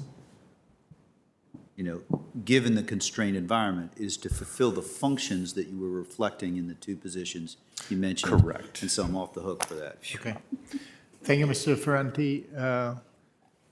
Time check, we are a little bit over the time we have allotted to the segment. Ms. Cunningham? Yep, just two last quick ones. It looked like trash tonnage overall is increasing. Is that just population related? And then can you say something about construction waste? So I'll start with the second question. You're off. So the construction and demolition, the ask from the board when they adopted the plan for us to do a C&D study, we will get that completed by June 30th. So we're in the process of bringing that contractor on board. So we'll address that as far as basically best practice and other things associated with C&D management. As far as the tonnage, part of our campaign broadly was to recycle right, meaning if you are putting wishful recycling stuff into the recycling bin, we're trying to get our contamination rates down and move that over to the trash bin. And we've been somewhat successful, actually. We have a below 10% contamination rate for our recycling bins, which is nationally very good. But again, what you're seeing as a result of that is increased tonnage in the trash carts. So, last one, Ms. Coffey. Yeah. So on-street compost has been a really great addition. but it is in limited places currently. Is there any chance in fiscal year 26 of adding additional on-street locations? We're actually adding 10 containers this fiscal year. So we're going to put 6 containers in the National Landing area where River House and Costco in that area down there. We're going to put 3 additional containers in Roslyn and 1 also in the Clarendon Metro. We find that Metro steps, because people go there, they can bring their food scraps there. So the program has been tremendously successful, very popular, well appreciated by a lot of people. The numbers just keep growing and growing. We're actually, Greg talked about 61,000 pounds. We're now at 66,000 pounds, so it just keeps going and going. And we're about 880 users so far. We track the unique users who use the system. And again, the people who are reusing the system over and over again, those numbers continue to improve as well. So we are going to show 10 more containers, and if we can, potentially. The Clarendon. The primary feedback I've heard from community members is, this is so cool, I didn't know we were doing this. It's too far from where I live personally. So We're trying to get them. yeah. And again, there is a phase that we're talking about for 26. And again, we're using litter grant money for this. That would go to Fairlington Villages and some of the other places, but we are looking very carefully at density data. We want these things focused where their high-density corridors are and where the high-density buildings are, and that's the approach we've taken, and it seems like it's been fairly successful so far. Do we have any way for a landlord to sponsor one if they wanted to be a really cool landlord and have one on their front area? We can talk about that. Colleague, just as a reminder, we are talking budget here. It's always good to talk policy, et cetera, and to celebrate some of the big wins, and this is one of the big wins. Along with my favorite for this segment, which was the amazing increase of student ridership, so on art. And with that, I don't think that we have more questions for this round. Then let's go. I'm passing the baton to my colleague, Mr. De Ferrante, to talk about stormwater management, and back to you, Mr. Mann. All right, I'll take it away. All right, so bottom line up front, we are not proposing an increase in the utility rate in calendar year 25. It is proposed to remain static at $258 per equivalent residential unit, or ERU. 80% of our households pay 1 ERU or less. Within the budget, a 7% increase of expense plus transfers is driven by the workforce compensation, contractual increases associated with MS4 permit and tree planting, increased indirect and overhead chargebacks from both the general fund and the utilities fund, and then one-time funding for the tree canopy program. Revenue increases are proposed or projected from 2 sources. The proposed fee increases, consistent with the fee study and cost recovery for the LDA fee, and then increased projections based on actuals from the first year of the stormwater utility billing. You may recall when we adopted in December 23 in advance of the budget, we didn't have the final aerial imagery at that point in time, so we looked at actuals. If you're amazing with visual math on this slide, you would note that the expenses exceed revenues by about $780,000, and this is intentional. We are strategically using a portion of excess funds above the 90-day operating reserve, so we are able to propose a flat rate this year. As part of our multi-fund budget preparation, we look closely at how various employees are spending their efforts on both the administrative side and in field operations, particularly in water, sewer, streets.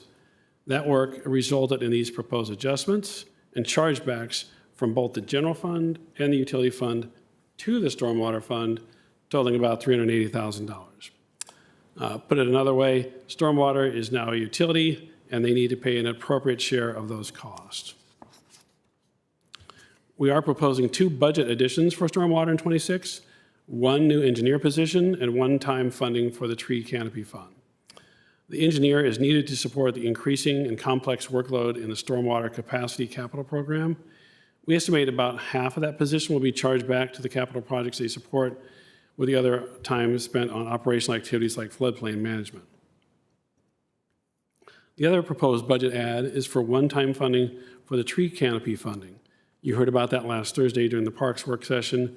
They administer these programs and proposed for stormwater funding, $50,000 for the tree canopy equity fund, and then 190 for the tree planting program through Eco Action. Again, we are proposing a flat utility rate at $258 per ERU with no impact to homeowners or the other property classes shown here. The fee is then billed in 2 equal installments on the real estate bill. Comparing with others, regionally, the average increase is about 7% while we are flat. We remain very competitive. Arlington is shown there in the green line in the middle of the pack now, but still lowest within the Beltway. Although our average household had a jump, you can see, when we changed to the utility fee, we are now right at parity with Fairfax, which is the sole neighbor that remains on the property tax rate. So while we were able to maintain the current rate for calendar year 25, looking ahead, we do see rate pressures to fully implement our capital program, including the large projects for capacity and overland relief, will require increasing bond issuances and increasing then the annual debt service. The MS4 permit compliance will also drive both capital and operational expenses. The capital creates the debt service, and the regulatory activities under the permit increase as well from things like wet and dry weather testing, inspections, monitoring, street sweeping, and tree planting. And then finally, the cost of required inspections and maintenance on the stormwater management facilities that are on county property. And of course, the number of those facilities only increase over time in our parks and our facilities and within the right-of-way. So that's a quick lead-in for stormwater. Mr. Chair, put me on point for this. I do not have questions, and I was trying to search my soul a little bit to understand whether that is just how fortuitous it is that we have not had a July 8th, resilience is a thing. Flood prevention is not a thing. And I do fundamentally believe we are a different community topographically than Alexandria, which is struggling with flooding. But, I don't have questions. I'll yield to colleagues. I'm mindful that we are, this work is ongoing, and we got a question on ramps at the CivFed meeting. Mm-hmm. So yield to colleagues. I may have one question at the end. I think also punted from the parks work session is the overland relief properties and how that's going. Is this the right place for that? Sure. I think it's going pretty well. We went through kind of this phase where we're trying to figure out how best to, after the demolition, quote, landscape and take care of the properties.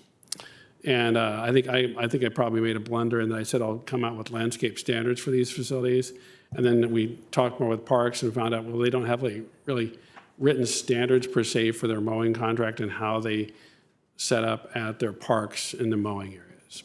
So what we just kind of came around to was we're going to follow the same standards as parks, so it's consistent in what we're doing and in terms of, the kind of the low cost but still really nice looking environment we maintain, how we maintain the grass and trees and so forth.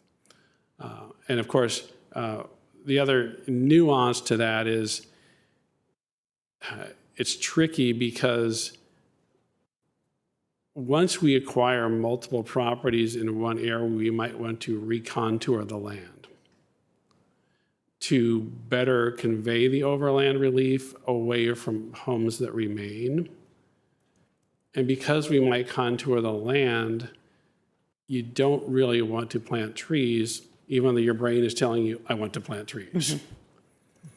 Because once you've planted that tree, then it becomes impossible to contour the land and not disrupt the tree and its root system that's getting underway. That's really helpful, and I think a couple community members did a walk for several of us that, saying it's going better than they thought, and thank you, and I think that tree point's really helpful, that there's kind of generational changes here while we get to a more medium-term solution, so thank you. Yeah, there is.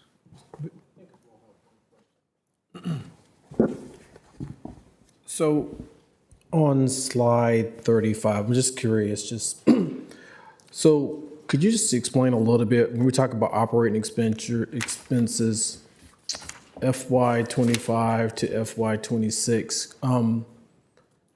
What's driving this 5% increase? You may have alluded to a little bit. Can you be somewhat more specific? What is driving that 5% increase in operating expenditure over the next year? Well, we do have a number of FTEs charged directly to the Stormwater Fund. And so there's the workforce compensation, and then there's also these contracts that are associated with the MS4 permit, everything from the tree planting and so forth, and then those chargebacks to the other funds, all those then roll up to about 5%. And then also within that 5% is that one-time funding for the tree canopy program. Okay. Those things just add up. Okay, thanks. I have only one quick question here. So on the challenges and concerns, that's slide 40.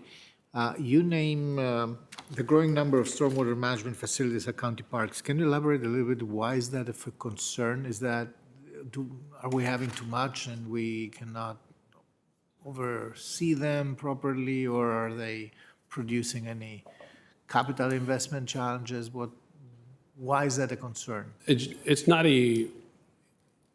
I would say it's concern because we need to do it, but it's just math. As they go up, the maintenance cost that goes with each one, the math means it's a bigger number every year. So that means that we have to begin to budget for that Yeah, differently? that means we are budgeting for it annually for that, as the facilities increase. So this will be a challenge as we go forward? Right, depending on the rate of increase of those facilities. Okay. But, because we require them with our redevelopment, they accumulate over time, and it's not going to go the other direction, unless we get, 20, 30 years down the road and rethink it. Thank you. Yeah, additional question, Ms. Cunningham? I have two quick comments to end, but go ahead. Okay. Quick question on the tree canopy funding. So this is in here, thank you, and it's in here as one-time funding. I know we're all kind of eager to get some longer-term ongoing funding. Is there, Mr. Manager, is this your question, not DES? I waited till you had a little mouthful. No, first of all, we have, the sources of funding there also come from fees that are paid along with site plans. And so putting in a fixed number may not make the most sense year over year. Tyler, you'll be able to tell me, how many years have we dipped into the stormwater fund to do this? It's been as needed, we've done it. So we're good for it. We're not good gonna for call it. ongoing. So I'm a little bit uncomfortable saying that we're going to peg a sort of ongoing fund number with it. So that's sort of the thinking behind it. Gotcha. And then last question is on, we've had some discussion lately about starting the low residential study, and your teams have been part of an amazing interdepartmental team. Do you foresee any budget impact to that, or anything you want to share with us while you've got us? I don't have a good answer for you at this point. We might get back to you on that. I don't foresee anything in the immediate. Jason and Anthony and I have started talking about, how much is this going to cost, who's going to do it, and when are we going to do it. I don't really have those answers for you yet. Okay, thank you. Mr. Chair, so I would just say, for one board member's view, on the properties that we required in the voluntary, because there's an ongoing cost, I would be one who would wonder if there's not a deep study, but just like a question, since we've acquired a few properties, how is this working? Should we continue? We got the 5 hotspots through the ramps, but that is my 2 cents. It sort of aligns with what Ms. Cunningham, and it's based a little bit on some interaction with one of residents. I believe it's the same resident, I'm not sure. And then on ramps, last year you sort of said, look, we can't do anything more. We are not in a position to bond more because it's moving too fast. We need the capacity to bond appropriately, I think, in the last 6 months or year. And so I just wanted to if we need to bond, this is an ongoing problem that we said was a big amount.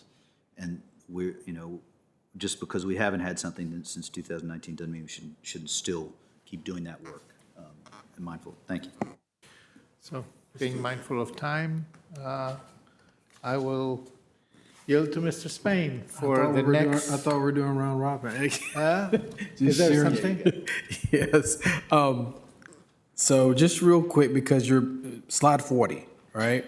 So you're talking about, I'm always concerned about, projections and future rate pressures and concerns you're talking here. So just a general question, you get some thoughts to, are there any specific steps that you're going to be taking for compliance when it comes to the MS4 permit, doing this third permit cycle? I mean, you list that as a challenge, but, what are your thoughts on that? And there's going to be some associated costs, I would assume, I'm going with to ask that as Jason to come well. up and help me on that. Yeah, do you want to put the, Is there anyone else we haven't brought up that we should? Yeah, How yeah. could we not do from Jason? And Mr. Chair, I have one more after that. but I think we're on track for our third and final, chapter, but then the question is, what does DEQ do after that as well? Beyond the final, there's another, I think.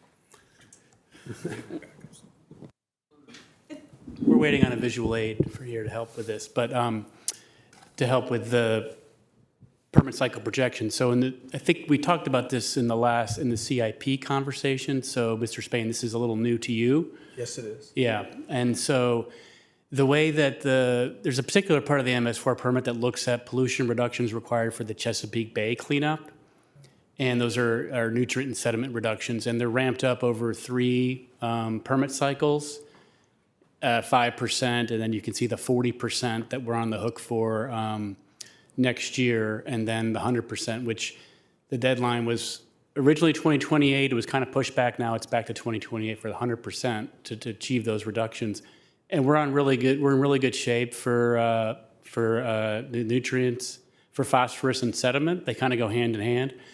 Nitrogen's not easy to remove from stormwater, and you can see that lagging there, but our benefit is we've invested a lot in our wastewater plant, and they have excess nitrogen performance that we can essentially borrow from to give us more time. So that's a really good news story for us to be able to level out those investments. The other thing to think about is there's going to be additional assessment for the bay moving forward. You may have heard about this post-2025, a lot of unknowns, particularly with the current administration and where that's going to head, but that's something we anticipate looking forward, that there'll be additional efforts associated with the bay and water quality in general. Okay. Thank you. I haven't seen that slide. Yep. Appreciate Question. you. Sure. Yeah. And let's move to the next. Utilities, Mr. All right. Emmanuel. All right. So for utilities, the proposed expense budget increases to $106 million, an increase of $4 million or 4% from the prior year. The transfer out increased substantially from FY25, primarily to fund our capital plan and for vehicles. And that was planned in our CIP, and actually we ended up transferring out less than originally planned based on the latest execution projections. By adjusting this amount, it helps us mitigate the rate increase. The astute on this slide may note that here the revenues, just the opposite, here the revenues are more than the expenses plus transfers. And in this case, that is to achieve that 90-day operating reserve, because the operating reserve requirement also goes up with the budget. Okay, bottom line up front, we are proposing a 4.1% rate increase overall across all customer classes that has an impact of 3.7% or $31 annual to the median household of the total 356, I think it was, for the mythical average person. Some of the big cost drivers and rate pressures include existing and new debt service, pay, water purchase from the aqueduct, indirect and overhead charges, and then again, inflationary increases. Inflationary increases are targeted at chemicals, electricity, and other contracts in particular. So to mitigate the rate increase in the environment with flat water consumptions, we did a number of things. We tried to keep the non-personnel budget as flat as possible. We've increased the projected vacancy savings, which is an offset to the pay increases on the personnel side. And then as noted during the stormwater section, utilities is also recovering expenses related to services that are provided to stormwater in places like water, sewer, streets. We've increased other fees as necessary for cost recovery, and we'll go through those on the next slide. We also added a capital implementation adjustment to recognize some of the execution delays we've been seeing. And then collectively, those help us lower the necessary pay-go contributions funded from rate revenues. All right, so let's look at the various rate and fees we are proposing for increases. Water sewer rates are proposed to increase by 4.1% to fund the budget. And of course, each customer class has a different rate impact. And within those rate classes, each customer will see impacts differently based on their use characteristics. You can tell we dug deep this year. New account fees are proposed to increase from $25 to $40, and this is the first increase since 1992. So our hydrant permit fees are also a proposed increase. This is directly tied to the equivalent use of water at that higher rate now. The final three utility fees increases are related to development. Infrastructure availability fees, or hookup fees as some people call them, are increasing based on the 2021 rate study. And this will be the third or the final of three planned increases.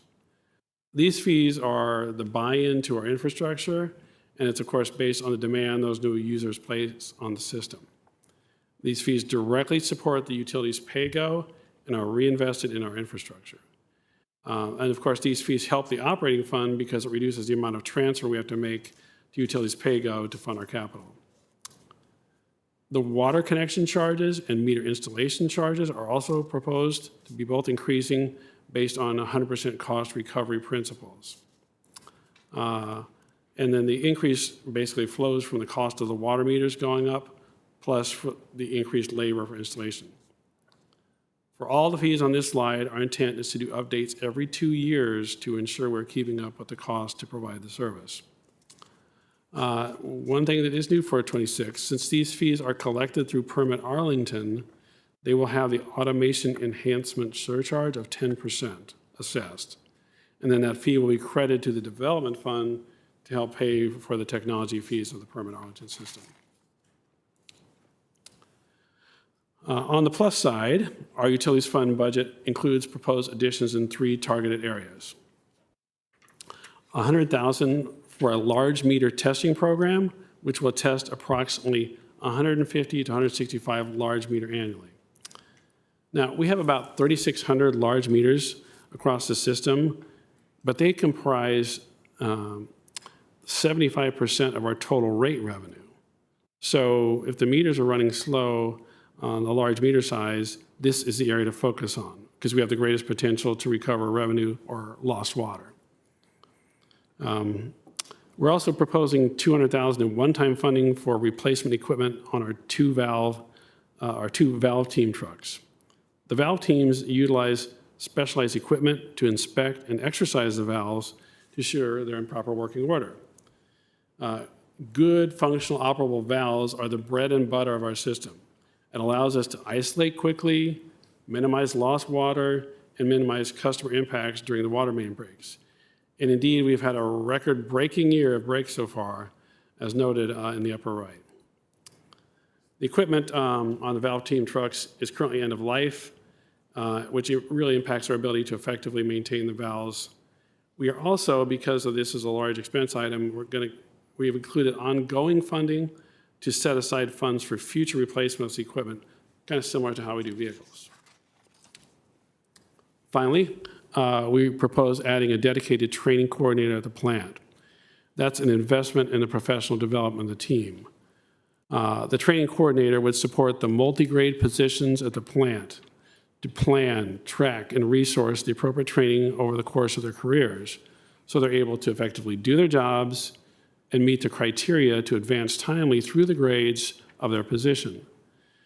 This allows our skilled workforce to have a career future with the county. It helps with retention.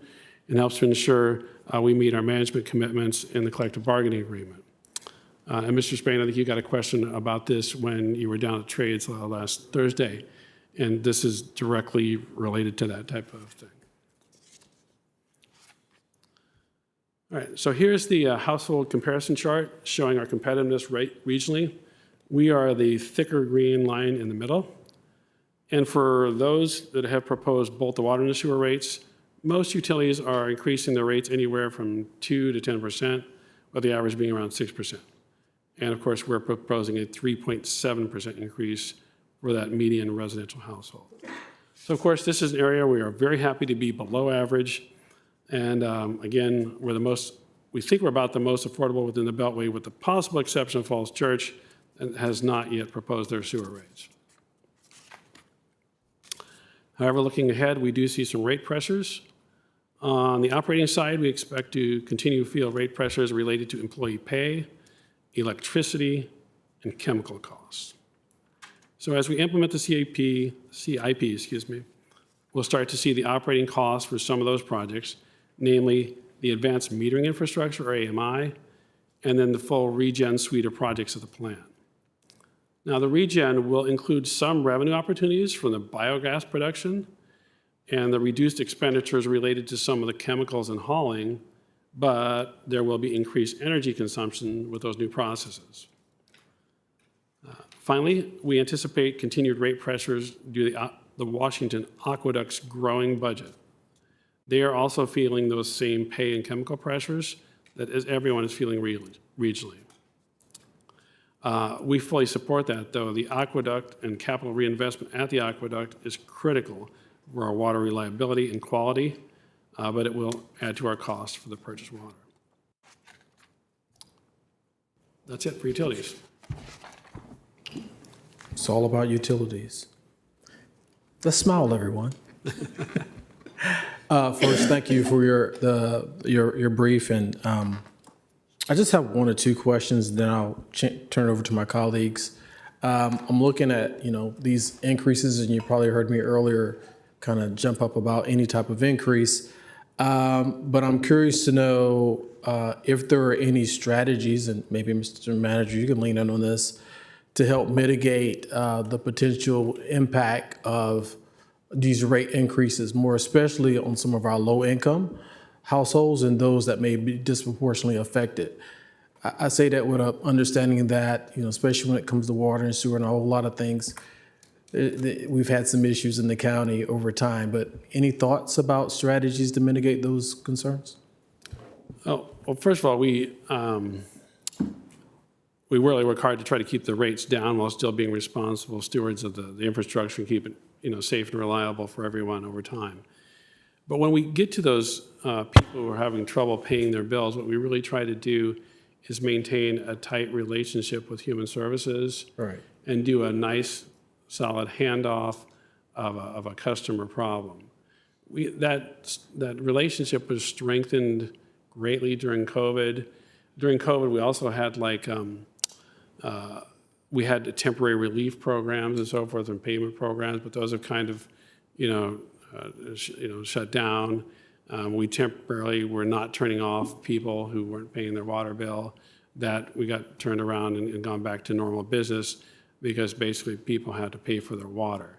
But within the greater county, we try to turn them over to human services to cover it, because administratively, we think that's probably the cleaner way to go, versus trying to have a fully graduated administered program within already pretty complex rate and billing structure. Great. I think I probably want to ask an additional question as relates to, turning off services, and that's probably for another conversation, not so much germane to this particular budget cycle, but I'll open it up I see my colleague Maureen has a question. Oh, there's someone at the table who came to give Chris is going to come to the rescue and give me more. Okay, you come to talk about how we're going to make sure we mitigate these. Well, I think Greg handled it really well. He did. I would have one thing to add. We're very limited by state law as to what we're able to do as the utilities fund, as an enterprise fund. So state code limits us. So that is one of the primary reasons we do turn it over to DHS, because they have more resources that they're able to leverage to help our vulnerable population. Okay. Maureen? All right. So precipitated by absolutely no events that have happened this year, but I know we have the aqueduct redundancy project in the CIP, and I'm wondering which year in the CIP did we put that in, and how are we feeling about our overall health of our water and sewer system to withstand, crises, power outages, things like that? Well, the thing about a water system is from the river to your faucet, there are many points of failure.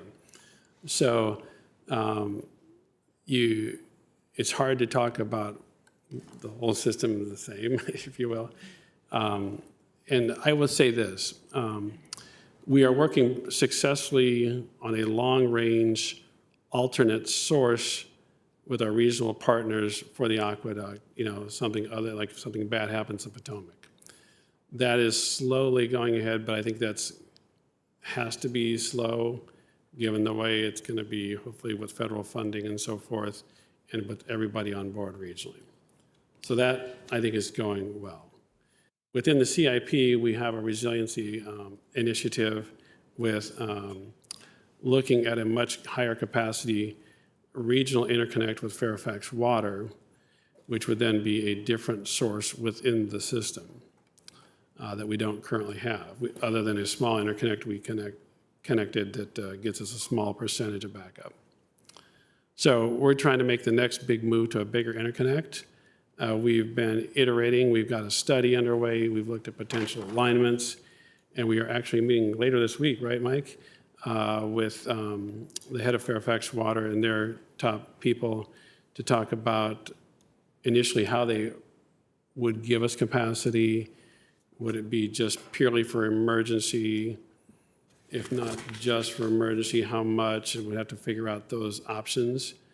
To provide a large amount of resilience, you got to have a large pipe. You can't just have a large pipe sitting there with dead water in it that's not circulating, because then it won't be fresh. Yeah. So we got to find the sweet spot amongst that, and then their abilities to produce and provide water when they have the demands on their system and when they can give us and what level of guarantees is also something we'll be exploring with them. And we'll bring all that to the board at some point. I don't know when yet. This is first of a big meeting, a series of meetings that we'll have with them. Yeah. So, but that's a huge, huge priority for me. When people ask me what keeps me awake at night, it's that. Yeah, absolutely. No, I'm with you there. The only other question I have on this is slide 45, the 10% automation enhancement surcharge. I think I have heard from many residents, constituents that, when you have to pay a fee through a particular platform, and then there's a fee associated with paying that fee in that platform, people feel like that is kind of unreasonable or upsetting. And so it seems like Mark may have an answer here, but I'm just wondering, does it make sense to have it be an additional 10% enhancement surcharge rather than just folding it into the cost of the fee itself? We could certainly explore that with CPHD. I think one of the things, this fee goes directly to CPHD. So because it's a separate fee in Acela, we're able to easily kind of put a fence around those revenues, and we never see them in the utilities fund. They're just going to go directly to the CPHD development fund. So I think there could be some complexities with that. This fee also funds all the technology team, the Acela platform that the utilities and then the general fund DES also benefit from. So that's. But if I could add, I think part of what you're getting at, and we've heard this a lot about when it comes to the photo red and speed tickets, is that if you choose one payment method with your credit card as opposed to a direct debit from there's sometimes a service charge added. That's not what this is. This is another way of saying the fee's going to be 10% higher, but you pay it through the payment platform we have here. It doesn't have those particular issues. Right. I'm trying to get rid of those issues. It doesn't mean that it's not 10% more. It is, but it's not for using a certain payment method. No, yeah, I think there's that level of it, but I think it's also when people, it's, if they think they're paying X number, but it's really X number plus 10%, and there's no avoiding the plus 10%, I think people can feel it's a little bit misleading to have a lower number at first and then go to, pay their fee and see, wait, I can't, it's not even an option to use a different payment method or use a different platform, but you have to pay the 10%. I am envisioning some client frustration, resident frustration when it comes to seeing it set up that way. So. Matt? So to try to translate that, slide 47 says 3.7% rate increase. Does that include the 10% or not? It does not. The 10% is only on the fees that flow through our Acela permitting system. So it would be the fees like noted on slide 44. So it's not your water sewer bill. Great. And then the only other thing I wanted to flag, I sent an email that is trying to follow up on this, which is just, I am annoyed but blindingly clear that the equity-based utility point that Mr. Spain alluded to is not something we can do under Virginia law. But there is a policy that came up through one resident who came in that I'm curious if we have legal authority to, a lot of our committed affordable housing, if you pay a back fee, you have no leverage against the utilities. And so I don't know that we need to extend because we're a little past time, but I do want to try and follow up to see if there's legal authority to stop that. And if there's not, that's okay. It's just that we had a resident come in with a huge bill, and that does not seem like you need to have water and sewer, so you are not in a bargaining position at all. So I believe who you're speaking about, they're in multifamily housing. yeah, And we do not sub-meter. So we only meter the Got it. owner of the property, and they sub-meter if they choose. okay. And they charge the rate. So there's nothing that we can do, and there's nothing that we can control on that. That's left up to the owner of the property on how they wish to recover those fees. Great, thank you. It's clarified what I should do. Thank you. Okay. Mr. Chair, can I finish up? Ms. Cunningham, I think, was first. She put. Is that right? Quick question on the payment pieces I think that folks have raised. I mean, maybe for next year or maybe this year, but the idea of just carrying that CPHD fee as an expense for the fund rather than having it be a complicated calculation.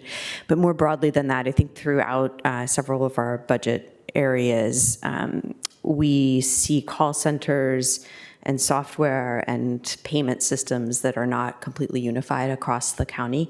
Can you give us a little bit of insight within DES and maybe to other departments as well?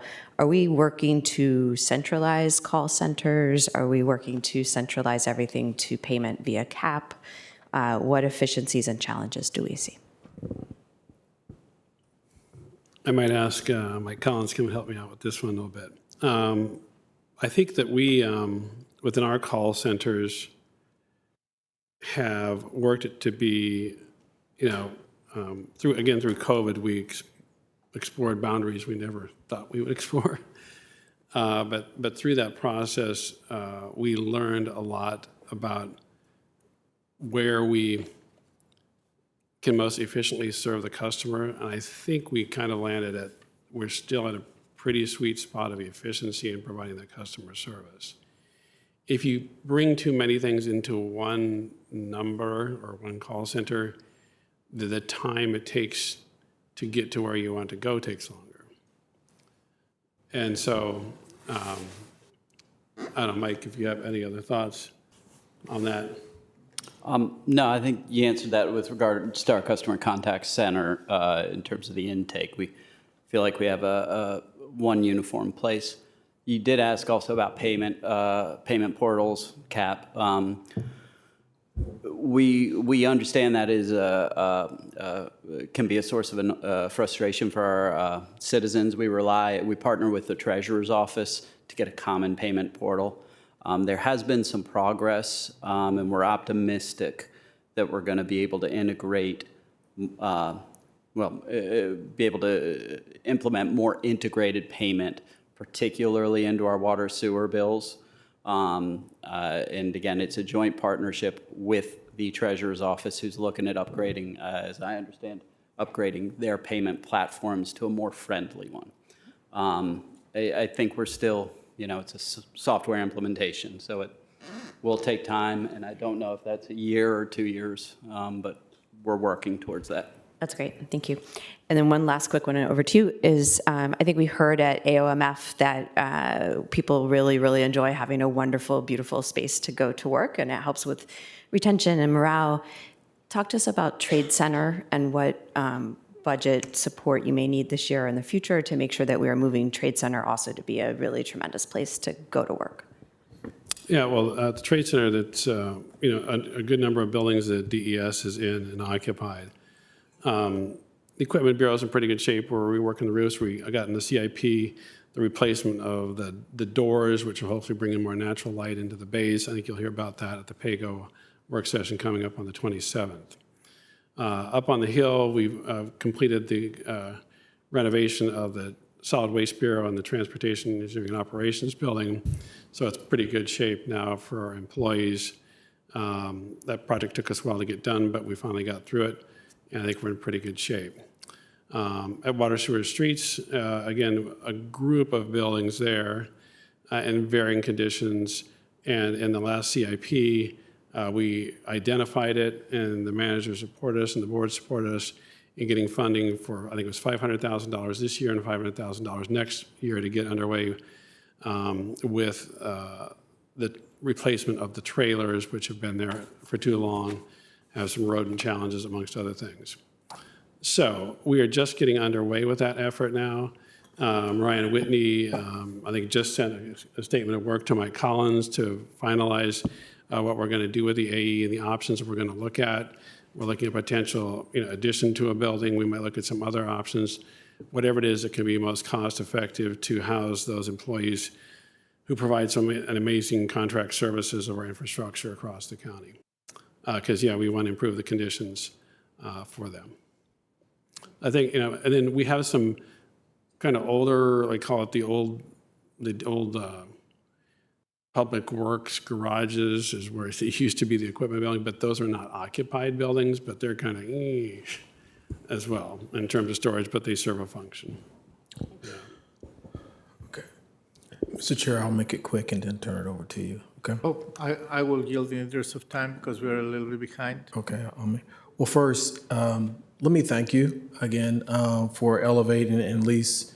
I was down at the Trade Center last week, and a couple employees did have some things to say. Some were positive, right? And that's what we want to hear. But I want to take your attention to slide 46 one more time, just so I can have some clarity here. When we talk about large water meter testing program, and then I look, there is a portion of the slide where it says water main breaks increase due. Is this just a note for us? It talks about the reality of what has happened. I'm just trying to understand. I think these large water meters will help us identify when we have these breaks. Is that what I'm? Well, I think maybe I didn't make the connection as clear as I can. That note really ties better to the middle one there with the valve exercise equipment, because the valve exercising helps you, if they're working, then when you go out and you have a break, you can hopefully isolate quickly and close and minimize the impact to whoever's affected. Thank you. Because it's just that we had, with that cold snap that we had in January, and we had ice in the Potomac, and we had a lot of water breaks. It was an amazing number of breaks. Fortunately, our teams were great and kept up with it, along with some contract help, but it was truly record-breaking. We ended up with 92 or something, was it, in January? Previous record was like 60. Yeah. So, I mean, just like a huge number of increase. And we've seen a lot of water main breaks, especially along the Columbia Pike corridor in the past year or so. My last kind of like comment, and it's not even a question tied to it, but I just want to lift up your focus on career advancement and professional development. I believe it is definitely important for us to, you call it, bloom where you plant it, invest in our people.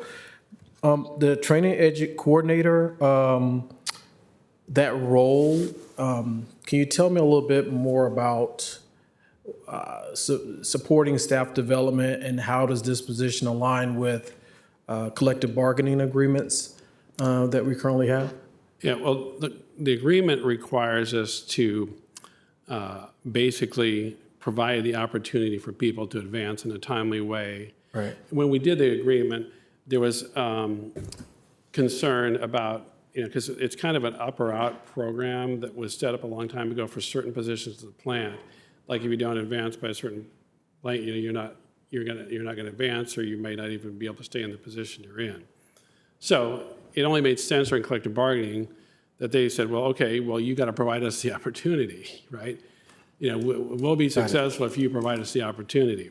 So there's certain positions, and they call them the multi-grade positions, include the multi-service wastewater plant operators, the wastewater maintenance technicians, the electrical power technicians, and the control system technicians. And so they start from like an entry-level trainee position, so we provide good opportunity, but then we got to give them a lot of check marks along the way. Great. And within the daily operational challenges of the plant and the many other challenges supervisors have and the many challenges the employees themselves had, we just found that there were not enough, despite the best efforts of employees and supervisors, not enough time staying focused and organized. We need a training coordinator to stay on top of it and organize, just full time. Someone to be there, remind them, you got to get this, you're missing that. That thing is broken, I get it, but we got to get this scheduled too by the end of the week. Appreciate it. Let's keep That training. type of, you got to have that extra effort. Thank you very much, Mr. Chair. Thank you, Mr. Spain. Quick time check. We have 25 minutes left, so we have to move a little bit faster and on to Boston Garage improvements. All right, I think I can go pretty quickly on that. The Paulson Garage operates as two separate enterprise funds funded through garage revenues. There's floor 1 through 7, and then there's the 8th floor with the Capsizeplex. So for 1 to 7, the telework and the mall vacancies kind of persist. Even with the proposed modest revenue increase, revenues are falling short of expenses again. However, for FY26, the big change is we are proposing $1.5 million for removal of the failing brick facade and to design a new facade. You may have seen the netting that's up there temporarily. We have a safety matter and we need to address it. It's time for action. So once we get through the design process and get some concept and pricing, we'll figure out how and when to fund the new facade construction. However, just transparency up front, we may go through an ugly garage phase, and we'll get feedback on that. So we'll also be conducting a facility condition assessment in FY26 that'll help guide those future capital maintenance of other parts of the garage. The contractor is fully funded the garage, but as people leave, we'll reduce the funding. So far, we've only had one staff person depart. On the 8th floor, the big change is that we have included $750,000 to repair the expansion joints, and we're in a good shape there financially. There's plenty of years, prior year revenues, because of their very steady parking that they have on the 8th floor. Other than the facade problems, this slide here is a quick reminder of the operational improvements we completed in fall 23 and spring of 24. We had some initial kinks and made adjustments, but overall, our customers truly love the gateless and ticketless experience. That's it on the Boston Garage. I could probably just go straight to the auto fund. That makes sense? That'll be the last one. This is my area. Just real quick, and I'm sure you're on top of this. You talked a little bit about the $750,000, which is allocated to repair broken and cracked expansion joints. How often is that facility inspected for safety? I'll have to get back to you on that. I don't know the right frequency, but I will. I would love to know. Okay. Okay. when you say crack joints and things like that, I start getting a little nervous. Okay. Yeah, well, I mean. I'm sure it's safe. I just want to know when was the last time. No. Okay. Concrete wears and cracks, and a certain amount of cracks are okay, but then there's, it's really more of a question of how the steel is working with the concrete. Or Gotcha. not safe. But it's no public safety hazard right now. Absolutely. Absolutely not. Yeah, we don't have a safety concern. It's more of a maintenance concern at the expansion. Great. Thank you very much. Okay. Alson will always keep us busy. Any other questions about that? Probably not. Let's move on the next one, auto fund. All right, this is finally the last DES fund of the day, the auto fund. So year to year, the auto fund moves around a lot depending on what's due for replacement, how much it costs, and of course, what judgments we make on deferrals. This year, the planned replacements are slightly lower, which is driving a 3% drop in our expense budget. And we, of course, continue to experience that significant inflation pressure, especially for heavy equipment. $477,000 in one-time funds is being transferred from various funds to the auto fund to pay for those increases on heavy equipment and for the EV cost differential on vehicles. We do this when the money set aside for replacement doesn't cover the replacement when it's due, or if if the EV upgrade is there's not enough money set aside from what was collected along the way. We also temper the increases in the fund by deferring a number of heavy equipment replacements, which allows that equipment then to keep paying into the replacement fund another year if they're short. All right. We also looked at budget savings in the auto fund and recommend continuing to freeze the night shift supervisor. We've reorganized so far that model is working. The continued freeze would still retain us some flexibility in the future as the fleet needs to evolve. And then that savings helps offset that higher cost of the EVs and the heavy equipment. On electric vehicle conversion for the non-public safety sedans, we continue to make great progress. And if funded as proposed, we expect to reach 83% electrification of this portion of the fleet. I already mentioned the 3 battery electric school buses with more on the way, and that uncertainty potentially on the EPA grant funding. On the public safety side, we're up to 23 EVs in non-pursuit roles, and we're about to field our first pursuit-rated EV Blazer that showed up just recently, Mike. Yeah, we got it's our first one, so that's pretty exciting. A number of years ago, we weren't talking about much going on the public safety side, but we're up to 23 already on the public safety side. So we appreciate the board's support on that. And then way back on slide 11, I already talked about the new public safety take-home pilot. This is another way to show our progress on the non-public safety sedans and our systematic year-over-year investment and progression to a green fleet. And now on the internal side, we're up to 76 chargers that support this and other EVs in the fleet. It's just a great story of progress over time. And that concludes all the funds, Mr. Chair. Well, I see Ms. Coffey and Mr. Ferrante. Yeah. I know on earlier slides we referenced tariffs as one source of cost anxiety, and I know that especially with cars, that's a big anxiety. And then you also have the intersection of a federal administration that is not as interested in investing in electric right now. Do we have any concerns that what we've budgeted for fiscal year 26 to get to where we think we're going to be isn't going to be enough? I guess there's not much we could probably do about that, but I'm trying to think ahead to the types of lines of business that are going to be impacted. Yeah, I don't know if the market moves quite that quickly yet, or how quickly that it would come through in the market, the pricing of what we're paying for vehicles. So I just don't think we know that yet. I think that some of the vehicles a lot of the vehicles we buy are manufactured right here in the United States. Also, some are not. It's a mixed bag.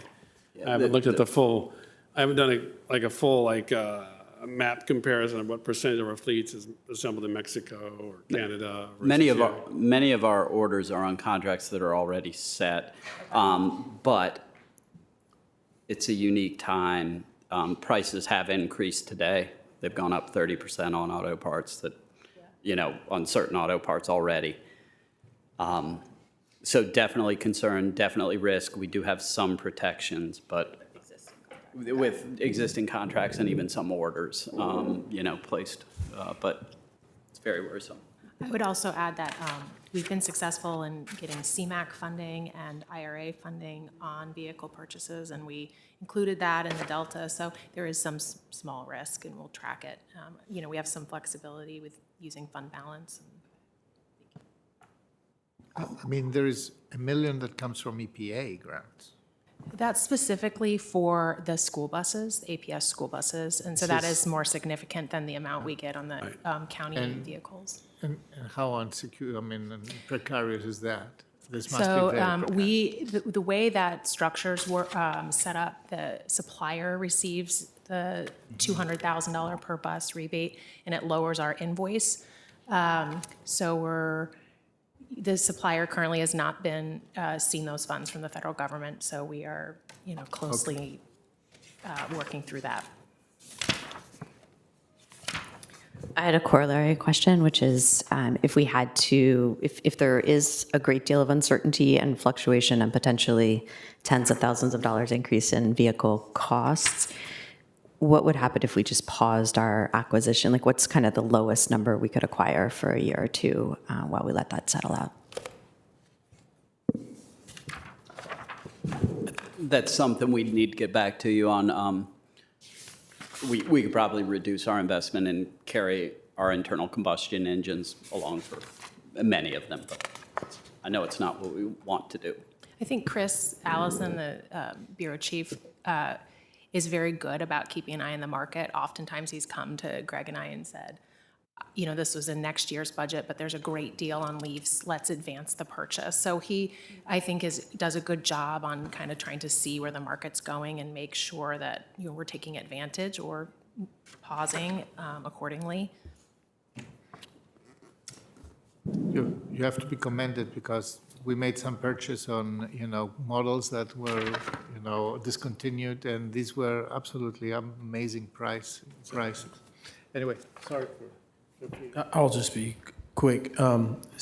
What has been the general response from folks who are out using our EVs in our service departments? What are you hearing? They like it.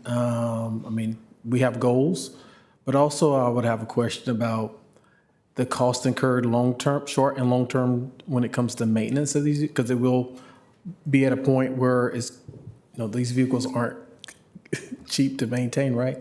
So first, what is the general response of folks using the EVs in our fleets? It's been very positive. Right, great. We've found they have fulfilled, in nearly all cases, they have fulfilled the mission requirement, including with our Lightning pickup trucks in parks. They're working well. We've just placed some orders and just started receiving them for some of our snow fleet, and I'm not sure we were able to. I don't think we pushed any of them in snow on the Lightnings, but they're going very well. And our initial indications on the maintenance side is, other than a few anomalies that have had some real manufacturing defects, kind of the bathtub curve, we have gotten a few lemons, but most of them that have gotten through the first month have met our anticipated limited, met what we anticipated in terms of limited maintenance costs. We don't know if we're going to see a cliff where all the batteries die, and that would be very expensive. Right. Yes. We're still nervous about that, but our early indications have been very positive. And may I, with some of these maintenance technicians that perhaps we have on set, do we have any of those in-house that can really do the work on? I'm sure we do. How is that looking? We've got some really amazing and creative mechanics that have done amazing things with our vehicles and fabricating solutions. Having said that, the manufacturers have really locked down the maintenance opportunities Great. on these Okay. vehicles. So there are limited opportunities. If you get into the battery, you have got to send it back to the manufacturer. Thank you. Yeah, but it also takes 100,000 miles until you get there. And in Arlington, this is about a decade. Exactly, exactly. More than that. So, Mr. Chair, sorry, I had a question and so just one, which is this slide, the EV sedan slide. Given that we passed the climate resolution and given that we have one company that is going to make all their trucks electric, by 2030 or whatever it is, or says they are. I think this ties on to Mr. Spain's question, but is it possible this year or is it possible next year to understand the universe, right? There's light trucks, there's the Lightning, and then there's the all the different fleet. And, 3 years ago we said, I said, let's get the public safety in this. And everybody said, we'll try, but we need some cultural, and now there's 25. Right. Is it a next year question? Is it a this year question to understand the rest of the universe? I can send it through the Maria and all that, the system that we have, but, and I will do it properly, but I just wondered, I didn't burn to measure that back then, but it's a new time and I think we should be, even if we can't because the price is up 30% because over there, but, is that something we could do now or is that a next year question? I think we have the data to do that. Yeah. This slide does admittedly focus on non-public safety sedans, but Chris did, he is tracking it. We have metrics on other classes of vehicles on public safety, so we can provide that information. Great, I'll figure out whether to send the email in addition to make it easier for y'all or what to do, but I will want to ask that question. And I remember past years where we've grilled Chris, and I feel like just grateful for all your work and his. thank you. I see no other lights. So we have the last 7 minutes in our schedule today for an additional presentation of revenue enhancement and compliance evaluation. Yes, and so I'm going to ask Michael Stewart. Good job, Greg. Thank you. Tyler? Feel free to stay. We also have a celebrity visiting us today. We have Kim Klingler, who's the Commissioner of the Revenue, who's been part of our Revenue Enhancement Task Force. I just see that our recently announced retirees, Mr. Moon and Mr. May, they're leaving. That was your I understand now, your last budget work session, right? No, they'll be So back. thank you'll you be so back much the for pay- your- You'll be back for PAYGO.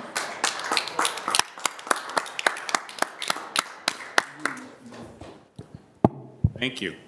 Is there anybody else in the room that we missed? Who's retiring? Eric left. Eric Grabowski left. Okay, so we have, I'm going to ask Michael to go through this, but I did want to talk a little bit about the group that we formed, which includes the Commissioner of the Revenue and the Treasurer, also staff from Arlington County Police Department, Department of Environmental Services, CPHD, I'm sure I've left somebody out, Michael, Department of Management and Finance, to take a look across all the different departments. All right, he clearly is going across the street to Ireland for court. Yes, supporting local business, which is very important. I'm going to turn it over to Michael for a brief presentation. Very good. Good afternoon, Mr. Chair, members of the board. I'm Michael Stewart. I'm the Deputy Director with DMF, and I'm here to speak briefly about a special initiative that the County Manager started at the beginning of this proposed budget development process. Of course, we're going through a difficult budget process this year, likely to have a period of them for at least the foreseeable future. And as part of that, we need to ensure we're maximizing our existing revenue streams. So what's that mean? It means that we conducted a review of our existing revenue streams to identify areas where our compliance and performance could potentially be positively impacted with additional resources or just really attention and perhaps some policy adjustments. The primary objective was to optimize these streams not through increasing tax rates or adding new revenue streams, but just by doing better at what we already have in place. And as we looked across the county, of course, probably not a surprise, most of our revenue streams are, in fact, performing very well, and compliance is very high, but we do have a number of opportunity areas that I'll touch upon now. Start with some of the shorter term opportunities. Of course, as Mr. Schwartz mentioned, Kim Klinger's here. She's been working with staff in CPHD and a couple of the members of the board to focus on some opportunity areas within our business tax compliance, particularly transient occupancy tax is a focus. So in the proposed budget, the manager has included funding for, actually I have a slight error on the slide, it's actually one additional position and one reclassified position within the commissioner's shop to enable them to focus more on their compliance audits and again, to bring in additional revenue without increasing tax rates. Additionally, as the number of audits in the commissioner's office increases, that puts additional pressure over on our treasurer's office, who focuses on our delinquent collections processes. So the proposed budget also includes additional resources for the treasurer to handle this increase in delinquent collections efforts.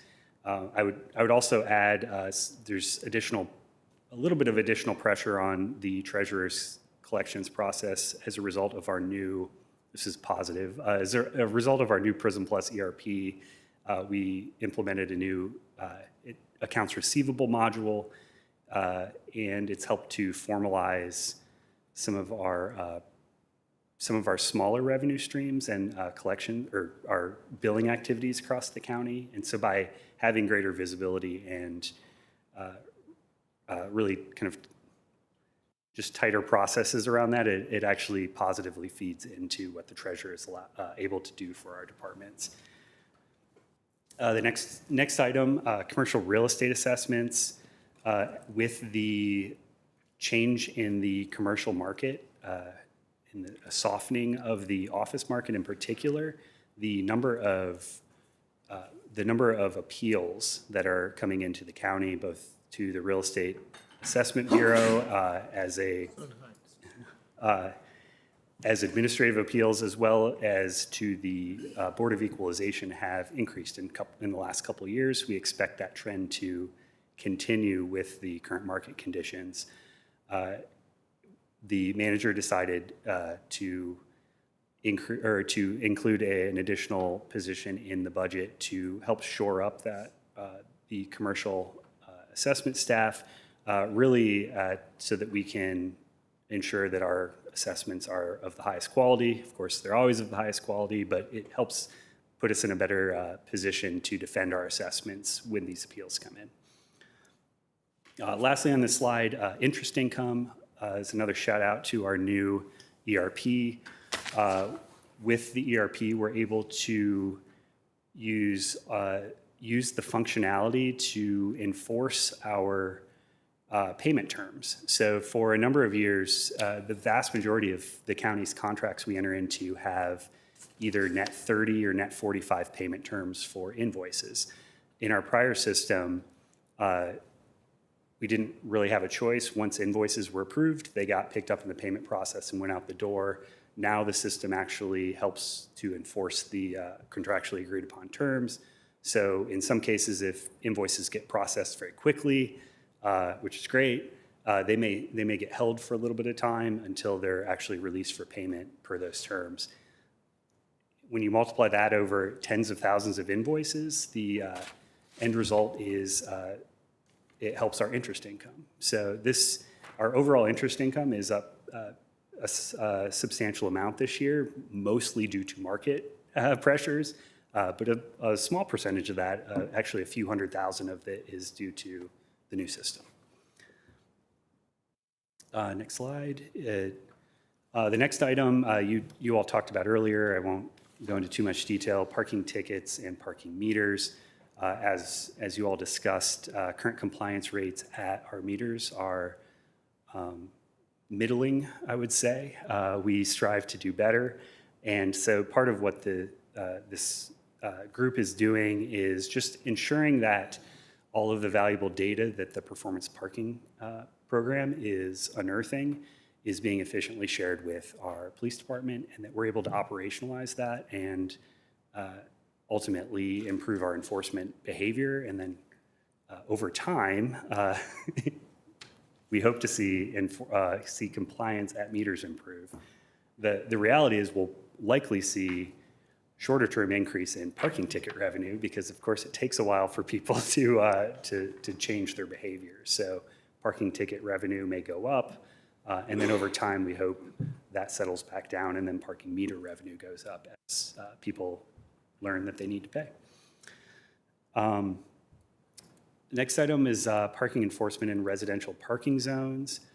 This is an interesting one. This is really the first step of a multi-year series of investments that the county is beginning to undertake, and it involves digitizing and modernizing all of our parking enforcement and parking systems in order to get where we want to get a few years from now, which would be the ability to get into touchless or contactless parking enforcement. You first have to rebuild the back end of the system. So this is step one. DES is working right now on an RFP to digitize the residential parking system. After that, we'll have to look at replacing our parking meter technology, our parking ticket technology. There's a lot of pieces that have to kind of come in sequence in order to get to the ultimate goal of contactless enforcement, but that is what we are undertaking. And then the last short-term item are really our camera enforcement programs. These are red light cameras and speed cameras in school zones. The number of cameras is continuing to increase this year, anticipated to increase next year. We are not approaching this program like, for instance, the district, which is a fairly extensive proliferation of cameras. Our police department is very targeted in where they put cameras and truly keep a focus on public safety.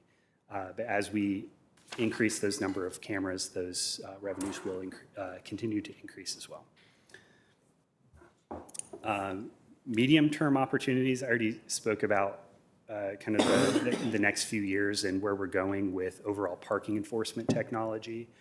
So the only other item I'd like to mention here is around our interjurisdictional agreements. We have a number of agreements with the City of Falls Church. We have a number with the Airports Authority and a few others with surrounding jurisdictions. In particular, right now, we are in the middle of updating our agreement with the City of Falls Church for fire services. And I think this is just a reminder that as we update those agreements, we will be mindful and assertive in protecting Arlington County and making sure that the cost sharing on these agreements is fair.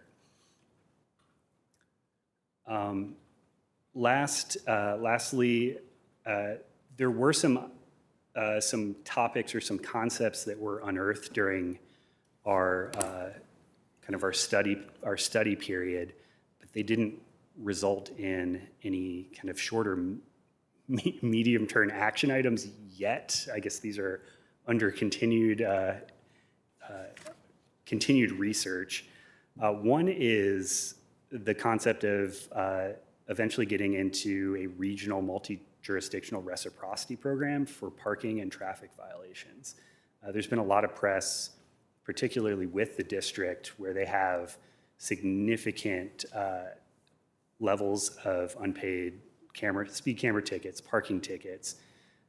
In conversations with our treasurer, that does not seem to be an experience that's shared by Arlington County. However, there may be opportunities, although very complicated to navigate from a policy standpoint and from a technology standpoint.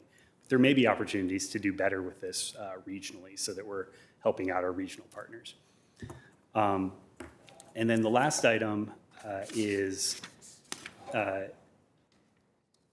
looking at the kind of conditioning of the issuance of certain building permits and development permits on the individual trying to pull those permits being up to date on all of their other taxes. So this is not an area where, again, we think we have a particularly acute problem, but sometimes, particularly with development permits, it can be a significant amount of money just on a single permit. And so what this would mean is creating a technology backbone where the treasurer is able to share a listing of delinquent taxpayers with our permitting office, so that if they're there and they're like, oh, I'm getting ready to issue a permit, let me go ahead and check and make sure this person has paid their B-poll tax or paid their property tax.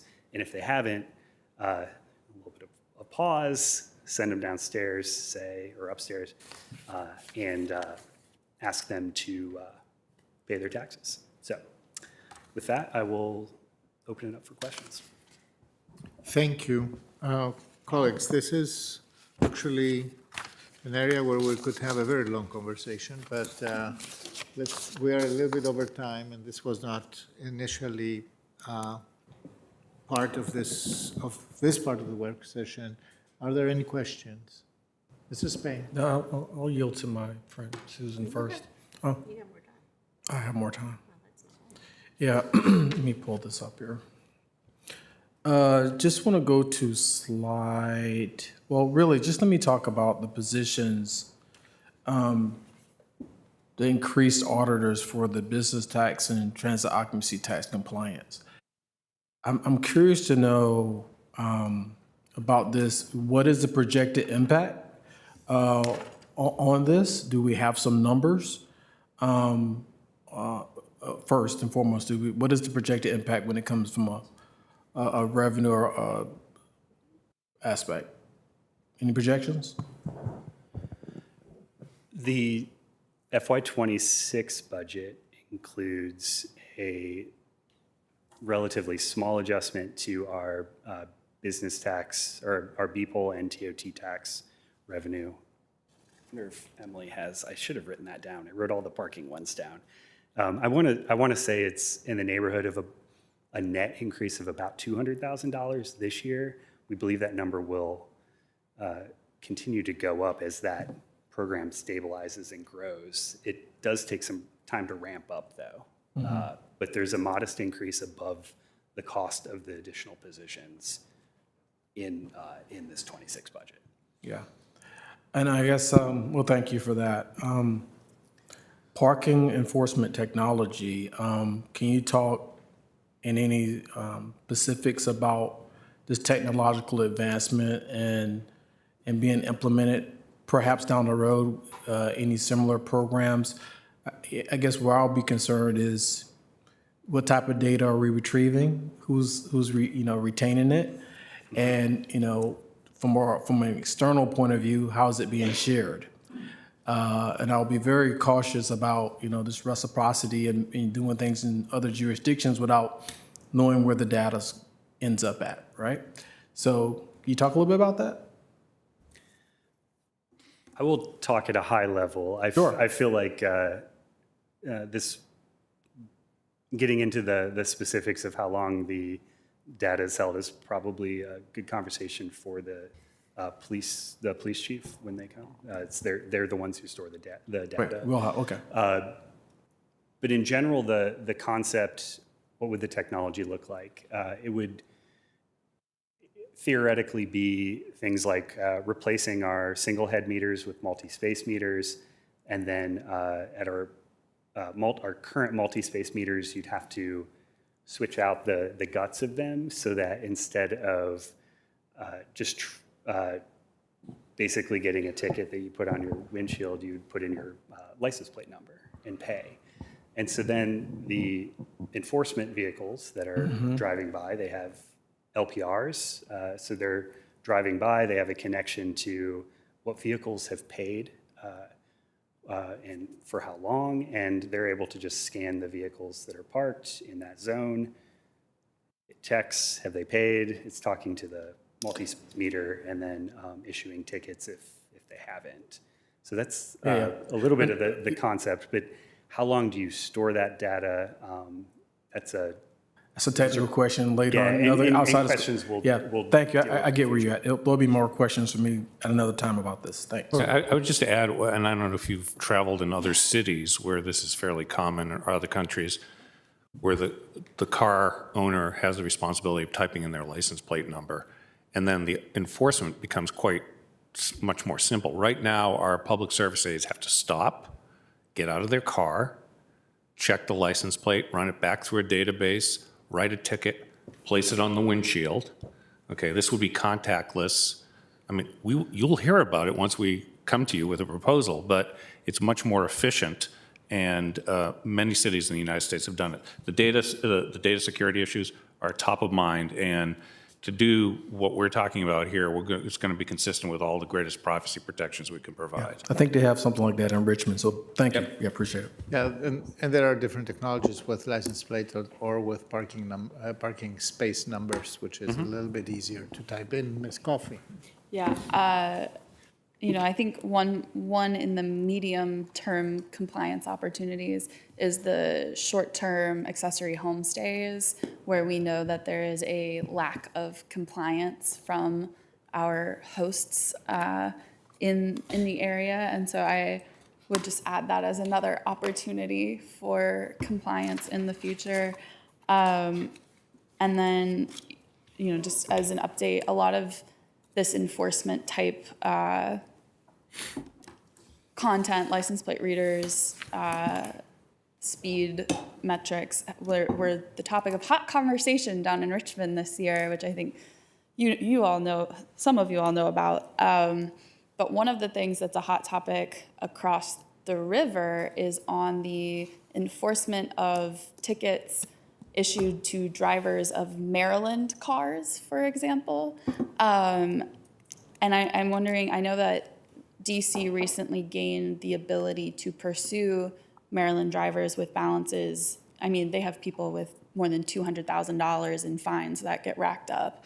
And so they now can start pursuing some of that. Do we have any extreme offender? I know we're early in our implementation, but are there any extreme offenders that are sticking out that aren't paying, or that is there more on that front that we need to be concerned about, both from a safety standpoint, because obviously if you are racking up hundreds of thousands of dollars in fines, you are driving incorrectly, but also in terms of compliance and revenue? Yes.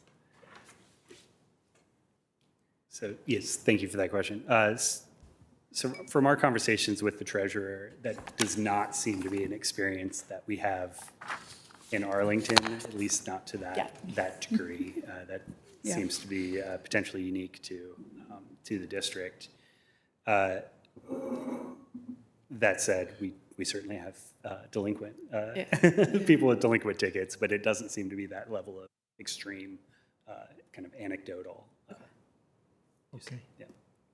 So, colleagues, Ms. Cunningham, last question.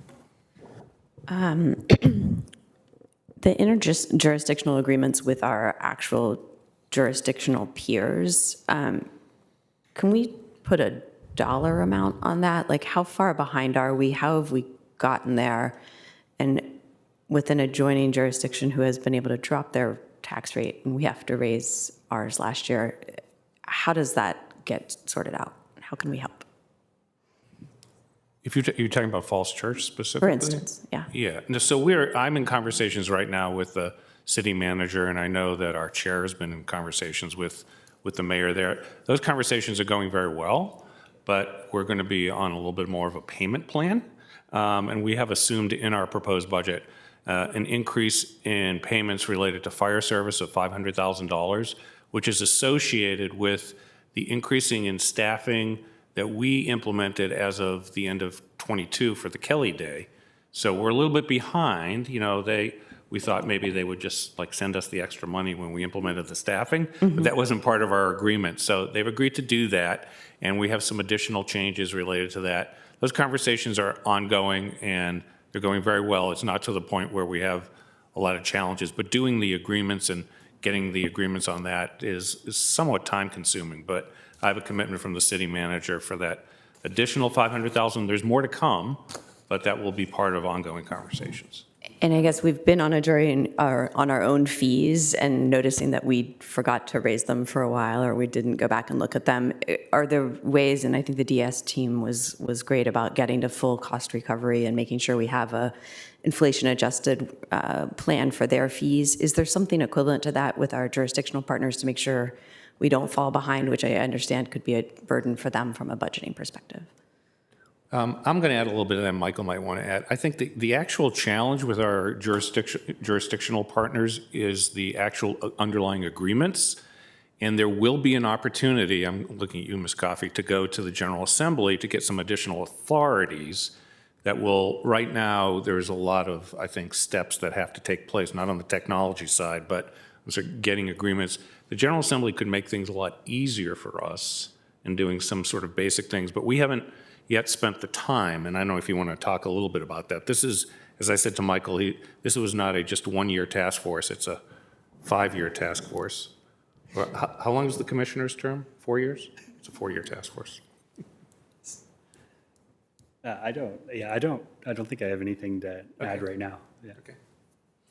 And I would just add, as maybe the only board member that has formerly worked for a revenue agency, thank you. And also that while it's never fun to talk about collecting fees and collecting revenues, it's really, really important to have a level playing field for all of our residents and our businesses. And so I appreciate the good work. In fact, I'm sorry, I'm going to add one thing, which is this actually came, the ideas behind this actually started more than 5 years ago with our police practices group.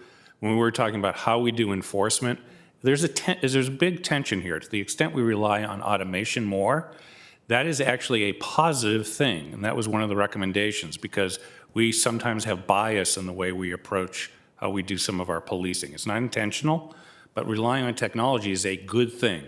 But as you rely on it more and more, you run into these other questions about how the data is going to get used. But every day when I drive to work down Clarendon Boulevard and I see cars parked in bike lanes, I lose my mind. Okay, and I know I don't have a camera on my car, but I know there's an easier way for us to go about doing some common sense enforcement and using technology. And I think we hear that from people all the time. I wanted through this presentation to make the point that though that seems intuitively obvious and easy to do, there's some work associated with it. Yeah, I couldn't agree more. I think it needs to be explained how the system work, what happens with the data, and what kind of surveillance this builds up, and what else is benefiting from the same type of technology. So anyway, colleagues, any other questions? I believe we're concluding for today. We are adjourned until tomorrow at 1 p.m. I believe that tomorrow is a CBHT work plan. It's not part of the budget, technically. The next, before I thank profusely the DMF team for being with us today and having had their hands deep in preparation, the next work session on budget is on Thursday at 2 p.m. And we will have the constitutionals here, yes. So they cost money too.